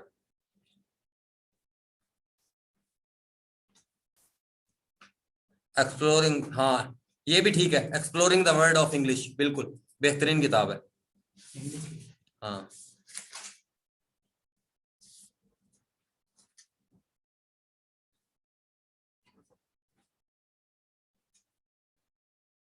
हाँ, हम आगे मैंने आपको बताया है इस तरीके से ही पढ़ेंगे जिस तरीके से हम पढ़ रहे हैं, लेकिन उसमें मैंने आपको जैसा कि बताया, मैं शुरू से यही बता रहा हूँ कि आपकी अब एफर्ट्स थोड़ी सी ज्यादा हो जाएंगी, इंशाल्लाह मेरी भी एफर्ट ज्यादा हो जाएंगी, अब मुझे भी कुछ ज्यादा चीजें ऐड करवानी पड़ेंगी एज ए फैक्ट। पहले तो आपको खड़े होकर स्टोरी सुना देता था और यहाँ पर फैक्ट लिखता रहता था जो पास्ट पेपर्स में आए होते थे। अब मेरी थोड़ी सी ज्यादा एक वो क्या हो जाएगी, अब मैं भी कोशिश करूंगा कुछ 4-5 एक्स्ट्रा फैक्ट्स आपके साथ रख दूं, बाकी स्टोरी तो हमेशा रहेगी। और आप भी कोशिश कीजिएगा कि अगर आपको उसमें से 1-2 फैक्ट आपको मिलते हो तो आप भी 1-2 फैक्ट ऐड कर लीजिएगा। तो आई होप के it will be enough for you for your initial 5 subjects which are GK, Islamic studies और जो है करंट अफेयर्स और ज्योग्राफी। तो ये आपके लिए इनफ रहेगा, आई होप। ठीक है, तो और कोई क्वेश्चन? ठीक है जी, ओके सर, अल्लाह हाफिज। अल्लाह हाफिज।